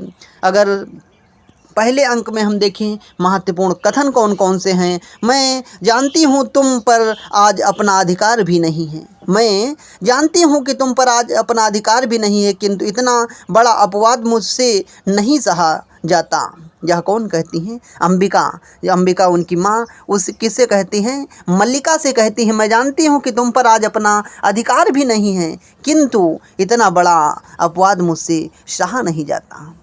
हम में हमारा तो कुछ भी नहीं है, जो तुम कहो बस वही सही है। क्या कहती हैं अंबिका, जो अपनी पुत्री मल्लिका से कहती हैं, मैं जानती हूँ कि तुम पर आज अपना अधिकार भी नहीं है, किंतु इतना बड़ा अपवाद मुझसे नहीं सहा जाता है। हम में हमारा तो कुछ भी नहीं है, जो तुम कहो बस वो ही सही है। अंबिका, मैं जानती हूँ कि आज तुम पर अपना अधिकार भी नहीं है, किंतु इतना बड़ा अपवाद मुझसे सहा नहीं जाता। अंबिका मल्लिका से कहती हैं, मैं जानती हूँ माँ, अपवाद होता है। तुम्हारे दुख की बात भी जानती हूँ, फिर भी मुझे अपराध का अनुभव नहीं होता है। यह कौन कहती हैं? मल्लिका अपनी माँ जो अंबिका से कहती हैं। तुम जिसे भावना कहती हो वह केवल छलना और आत्म प्रवंचना है। यह कौन कहती हैं? अंबिका अपनी पुत्री को समझाते हुए कहती हैं कि तुम जिसे भावना कहती हो वह केवल छलना और आत्म प्रवंचना है। यहाँ अंबिका अपनी पुत्री मल्लिका को समझाते हुए कहती हैं, ठहरो राजपुरुष। उसके बाद हम देखते हैं मल्लिका दंतुल से कहती हैं, ठहरो राजपुरुष, हरिण शावक के लिए हठ मत करो। ठहरो राजपुरुष, हरिण शावक के लिए हठ मत करो। तुम्हारे लिए प्रश्न अधिकार का है, उनके लिए संवेदना का। कालिदासनी शस्त्र होते हुए भी तुम्हारे शस्त्र की चिंता नहीं करेंगे। मल्लिका दंतुल से कहती है, किसी संबंध से बचने के लिए अभाव जितना बड़ा कारण होता है, अभाव की पूर्ति उससे बड़ा कारण बन सकती है। क्या होता है? किसी संबंध से बचने के लिए अभाव जितना बड़ा कारण होता है, अभाव की पूर्ति उससे सबसे बड़ा कारण बन जाती है। यह कथन कौन अंबिका मल्लिका से कहती हैं। सम्मान प्राप्त होने पर सम्मान के प्रति प्रकट की गई उदासीनता व्यक्ति के महत्व को बढ़ा देती है। तुम्हें प्रसन्न होना चाहिए कि तुम्हारा भगनीय लोकनीति में भी निष्णात है। कौन कहती हैं? अंबिका कहती हैं। किससे कहती हैं? मातुल से कहती हैं। अगर आपको सम्मान मिल रहा है तो उसके प्रति अगर आप श्रद्धा भाव नहीं रखते हैं तो वो सम्मान बेकार हो जाता है। अगर आप कोई आपको सम्मान मिल रहा है, उसके प्रति आपका जो आदर है, सम्मान है, श्रद्धा भाव है, वही आपकी महानता को और बढ़ाता है। यह कहा गया है। यहाँ कौन कहती हैं? सम्मान प्राप्त होने पर सम्मान के प्रति प्रकट की गई उदासीनता व्यक्ति के महत्व को बढ़ा देती है। तुम्हें प्रसन्न होना चाहिए कि तुम्हारे भगनीय लोकनीति में भी निष्णात हैं। कौन कहती हैं? यहाँ अंबिका कहती हैं मातुल से। योग्यता एक चौथाई व्यक्ति का निर्माण करती है। योग्यता या कौन से कथन में देखने को सब मिलते हैं? कथन यहाँ प्रथम अंक में ही देखने को मिलते हैं, जो एक योग्यता एक चौथाई व्यक्ति का निर्माण करती है, शेष पूर्ति प्रतिष्ठा द्वारा होती है। योग्यता जो होती है एक चौथाई व्यक्ति का निर्माण करती है, शेष पूर्ति प्रतिष्ठा द्वारा होती है। अवसर किसी की प्रतीक्षा नहीं करता यहाँ, लेकिन योग्यता एक चौथाई व्यक्ति का निर्माण करती है। किसका कथन है? निक्षेप अंबिका से कहता है। किसे? जो निक्षेप है किससे कहता है? अंबिका से कहता है। अवसर किसी की प्रतीक्षा नहीं करता। कालिदास यहाँ से नहीं जाते तो राज्य की कोई हानि नहीं होती, राज कवि का आसन रिक्त नहीं रहेगा, किंतु कालिदास जो आज हैं जीवन भर वही रहेंगे, एक स्थानीय कवि। यह कौन कहता है? निक्षेप कहता है, मल्लिका से कहता है। मल्लिका कौन है? मल्लिका जो कालिदास की प्रेमिका है, उनसे कहता है कि अवसर किसी की प्रतीक्षा नहीं करता। कालिदास अगर यहाँ से नहीं जाते तो राज्य की कोई हानि नहीं होती, राज कवि का आसन रिक्त खाली नहीं रहता, परंतु कालिदास आज जो थे यहाँ पर स्थानीय कवि वही कहे जाते। यह निक्षेप मल्लिका को समझाते हुए कहता है, देख रहा हूँ इस समय तुम बहुत दुखी हो, देख रहा हूँ इस समय तुम बहुत दुखी हो, और तुम दुखी कब नहीं रही अंबिका, तुम्हारा तो जीवन ही पीड़ा का इतिहास है, तुम्हारा तो जीवन ही पीड़ा का इतिहास है। विलोमा अंबिका से कहती हूँ, जानती हूँ कि तुम्हारे चले जाने से मेरे अंतर को एक रिक्तता छा लेगी, बाहर भी संभवतः बहुत सूना प्रतीत होगा, फिर भी मैं अपने साथ छल नहीं कर रही। यह कौन कहती है? मल्लिका कहती है, कालिदास से कहती है। क्या कहती हैं? वो उनको जब राजकवि के लिए बुलाया जाता है तो उन्हें जाने के लिए कौन कहती हैं? मल्लिका कहती हैं। तभी उनको समझाते हुए कहती हैं, अपने आप को देती हुई कहती हैं कि मैं जानती हूँ कि तुम्हारे चले जाने से मेरे अंतर को एक रिक्तता छा लेगी, बाहर भी संभवतः बहुत सूना प्रतीत होगा, फिर भी मैं अपने साथ छल नहीं कर रही। मल्लिका किससे कहती हैं? कालिदास से कहती हैं। इनको सुनने के बाद मैंने एक गाना लिखा था भोजपुरी का, वो याद आ रहा है। वो क्या कहती हैं? मैं जानती हूँ कि तुम्हारे चले जाने पर मेरे अंतर को एक रिक्तता छा जाएगी, उदासी हो जाएगी आप जब चले जाएंगे, लेकिन बाहर भी संभव है बहुत सूना प्रतीत होगा, बाहर भी संभव है बहुत सूना प्रतीत होगा, फिर भी मैं अपने से छल नहीं कर रही। तब मैंने एक गाना ऐसे ही लिखा था, जो कुछ लाइनें हैं उसकी। पिया जब से गईले परदेस हो, नींदिया ना हमके आवेला, 2-4 दिनवा अभी बीत लेना, बरसों की जुदाई लागेला, या तोहरा याद में नींद नइखे आवेला, सारी सारी रात हमके याद तोहर आवेला, पिया जब से गईले परदेस हो, नींदिया ना हमके आवेला।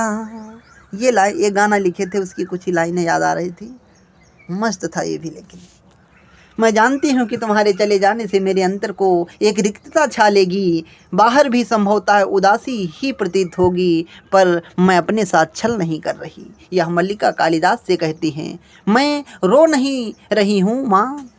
यह मल्लिका जब अंबिका को उदास बैठी हुई देखती हैं तो अंबिका उनसे कुछ सवाल करती हैं, तो मल्लिका कहती हैं, मैं रो नहीं रही हूँ माँ, मेरी आंखों में जो बरस रहा है यहाँ दुख नहीं है, यह सुख है माँ, सुख है यहाँ। यह कौन कहती हैं? मल्लिका अंबिका अपनी माँ से कहती हैं। उसके बाद 2-3 अंक में हम आते हैं तो व्यक्ति उन्नति करता है।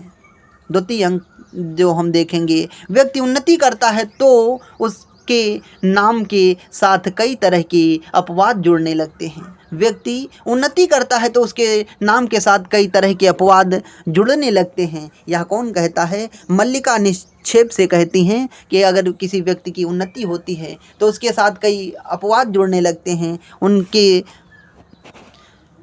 यह निक्षेप से कहती हैं। राजनीति साहित्य नहीं है। यह दूसरे अंक में ही देखने को मिलता है। अगर किसी व्यक्ति की उन्नति होती है तो उसके साथ कई भी अपवाद जुड़ने लगते हैं। या दूसरे अंक में यह मल्लिका किससे निक्षेप से कहती हैं। उसके बाद राजनीति साहित्य नहीं है, उसमें एक एक क्षण का महत्व है। कभी एक क्षण के लिए भी चूक जाए तो बहुत बड़ा अनिष्ट हो सकता है। राजनीति जीवन की धुरी में बने रहने के लिए व्यक्ति को बहुत जागरूक रहना पड़ता है। साहित्य उनके जीवन का पहला चरण था, अब वे दूसरे चरण में पहुंच चुके हैं। यह कौन कहता है? यह प्रियंगु मल्लिका कहती हैं। राजकीय पगधूलि घर में पड़ती है तो लोग गौरव का अनुभव करते हैं। ऐसा अवसर हर किसी के जीवन में कहाँ। राजकीय पगधूलि जब घर में पड़ती है तो लोग गौरव का अनुभव करते हैं। ऐसा अवसर किसी के जीवन में कहाँ। विलोमा किससे कहती हैं? अंबिका से कहती हैं। और यहाँ के पत्थर पहले भी मूल्यवान थे। आर्य विलोमा यह और बात है कि पहले किसी ने इसका मूल्य समझा नहीं। यह कौन कहती हैं? मल्लिका कहती हैं यहाँ के जो पत्थर थे पहले भी मूल्यवान थे, आज भी मूल्यवान हैं, बस फ़र्क इतना है कि उन्होंने उसके महत्व को समझा नहीं। यह कौन कहती हैं? मल्लिका कहती हैं अपनी जो विलोमा है उनकी सहेली हैं उनसे कहती हैं। 3 में अगर हम महत्वपूर्ण कथन कुछ देखेंगे संवाद। तुमने लिखा था कि एक दोष गुणों के समूह में उसी तरह छिप जाता है जैसे चांद की किरणों में कलंक। तुमने कहा था एक दोष गुणों के समूह में उसी तरह छिप जाता है जैसे चांद की किरणों में कलंक, परंतु दरिद्र नहीं छिपता, 100 गुणों में भी नहीं छिपता, नहीं 100 गुणों को छा लेता है, एक एक करके नष्ट कर देता है। यह कौन कहता है? यह मल्लिका कहती हैं। किससे कहती हैं? स्वागत से कहती हैं। तो क्या कहती हैं? तुमने लिखा था कि एक दोष गुणों के समूह में उसी तरह छिप जाता है। जो एक दोष है 100 गुणों में उसी तरह छिप जाता है जैसे चांद की किरणों में कलंक, परंतु दरिद्र नहीं छिपता, 100 गुणों में भी नहीं छिपता, नहीं छिपता 100 गुणों को छा लेता है, एक एक करके नष्ट कर देता है। या कौन कहती हैं? मल्लिका कहती हैं। स्वागत से कहती हैं।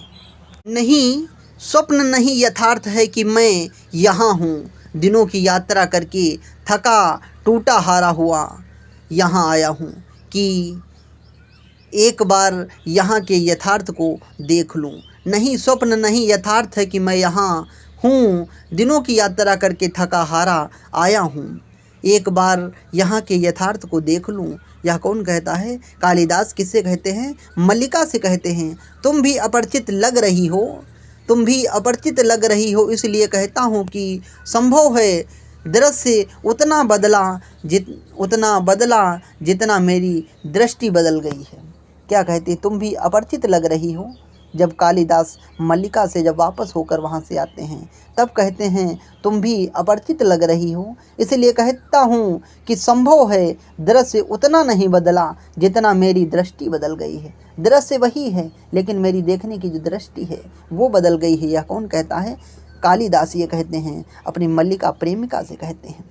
हाँ, क्योंकि सत्ता और प्रभुत्व का मोह छूट गया है। आज मैं उस शब्द से मुक्त हूँ जो वर्षों से मुझे कसता रहा है। कश्मीर में लोग समझते हैं कि मैंने संन्यास ले लिया है, परंतु मैंने संन्यास नहीं लिया। मैं केवल मात्र गुप्त के कलेवर से मुक्त हुआ हूँ, जिससे पुनः कालिदास के कलेवर में जी सकूँ। एक आकर्षण सदा मुझे उस सूत्र की ओर खींचता था जिसे तोड़कर मैं यहाँ से गया था। मुझे यहाँ की एक एक वस्तु के रूप में आकार का स्मरण है। यह कौन कहता है? कालिदास कहते हैं, मल्लिका से कहते हैं। हाँ, क्योंकि सत्ता और प्रभुत्व का मोह छूट गया है। आज मैं सबसे मुक्त हूँ जो वर्षों से मुझको कसता आ रहा था। कश्मीर में लोग समझते हैं कि मैंने संन्यास ले लिया, परंतु मैंने संन्यास नहीं लिया। केवल मात्र गुप्त के कलेवर से मुक्त हुआ हूँ, जिससे पुनः कालिदास कलेवर में जी सकूँ। एक आकर्षण सदा मुझे उस सूत्र की ओर खींचता था जिसे तोड़कर मैं यहाँ से गया था। मुझे यहाँ की एक एक वस्तु के रूप में आकार का स्मरण है। कालिदास मल्लिका से कहते हैं, जाने के दिन तुम्हारी आँखों का जो रूप देखा था वह आज तक मेरी स्मृति में अंकित है। जाने के दिन तुम्हारी आँखों का जो रूप देखा था वह आज तक मेरी स्मृति में अंकित है। कौन कहती हैं? यह कालिदास कहते हैं, अपनी प्रेमिका, अपनी पत्नी मल्लिका से कहते हैं। मैं नहीं जानता कि अभाव और भर्त्सना का जीवन व्यतीत करने के बाद प्रतिष्ठा और सम्मान के वातावरण में जाकर मैं कैसा अनुभव करूंगा। मन में कहीं यह आशंका थी कि वह वातावरण मुझे छा लेगा और मेरे जीवन की दशा बदल देगा, और यहाँ आशंका निराधार नहीं थी। यह कौन कहते हैं? कालिदास वहाँ से आते ही जब वापस होते हैं तब बातें कर रहे हैं कि मैं जानता था कि अभाव और भर्त्सना का जीवन व्यतीत करने के बाद प्रतिष्ठा और सम्मान के वातावरण में जाकर मैं कैसा अनुभव करूँगा। मन में कहीं यह आशंका थी कि वह वातावरण मुझे छा लेगा, मेरे जीवन की दशा बदल देगा, और यह आशंका निराधार नहीं थी। यह नहीं सोचा कि द्वंद्व एक ही व्यक्ति तक सीमित नहीं होता है, परिवर्तन एक ही दिशा को व्याप्त नहीं करता है। जब मल्लिका उनसे कहती हैं कि मैं भी तुमको बहुत करती थी, तब ये कालिदास भी अपनी सफाई देते हुए कहते हैं कि यह नहीं सोचा कि द्वंद्व एक ही व्यक्ति तक सीमित नहीं होता है। द्वंद्व अगर है तो उधर भी होगा, चाहे थोड़ा हो, लेकिन यह कहते हैं कि द्वंद्व एक ही व्यक्ति तक सीमित नहीं होता, परिवर्तन एक ही दिशा को व्याप्त नहीं करता। कालिदास मल्लिका से कहते हैं, विज्ञान शाकुंतलम में शकुंतला के रूप में तुम ही मेरे सामने थी। मैंने जब जब लिखने का प्रयत्न किया तुम्हारे और अपने जीवन के इतिहास को फिर दोहराया, और जब उससे हट कर लिखना चाहा तो रचना प्राणवान नहीं हुई। रचना जो प्राणवान थी, कहते हैं कालिदास कहते हैं कि कुमार सार्वभौम की पृष्ठभूमि यह हिमालय है। कुमार सार्वभौम की पृष्ठभूमि यह हिमालय है। तपस्विनी उमा तुम हो, मेघदूत के यक्ष की पीड़ा मेरी पीड़ा है। मेघदूत के यक्ष की पीड़ा मेरी पीड़ा है, और विरह विमर्दिता यक्षिणी तुम हो। यद्यपि मैंने स्वयं यहाँ होने और तुम्हें नगर में देखने की कल्पना की है, अभिज्ञान शाकुंतलम में शकुंतला के रूप में तुम ही मेरे सामने थी। मैंने जब जब लिखने का प्रयत्न किया तुम्हारे और अपने जीवन का इतिहास फिर से दोहराया, और जब उससे हटकर लिखना चाहा तो रचना प्राणवान नहीं हुई। मैंने कहा था मैं अथ से आरंभ करना चाहता हूँ। यह संभवतः इच्छा का समय के साथ द्वंद्व था, परंतु देख रहा हूँ कि समय अधिक शक्तिशाली है क्योंकि वह प्रतीक्षा नहीं करता। यह कालिदास कहते हैं कि मैंने कहा था कि मैं अपने पथ से आरंभ करना चाहता हूँ। यह संभवतः इच्छा का समय के साथ द्वंद्व था, परंतु देख रहा हूँ कि समय अधिक शक्तिशाली है, वह किसी की प्रतीक्षा नहीं करता। यह था आषाढ़ का एक दिन नाटक, जिसमें हमने महत्वपूर्ण कथनों को देखा।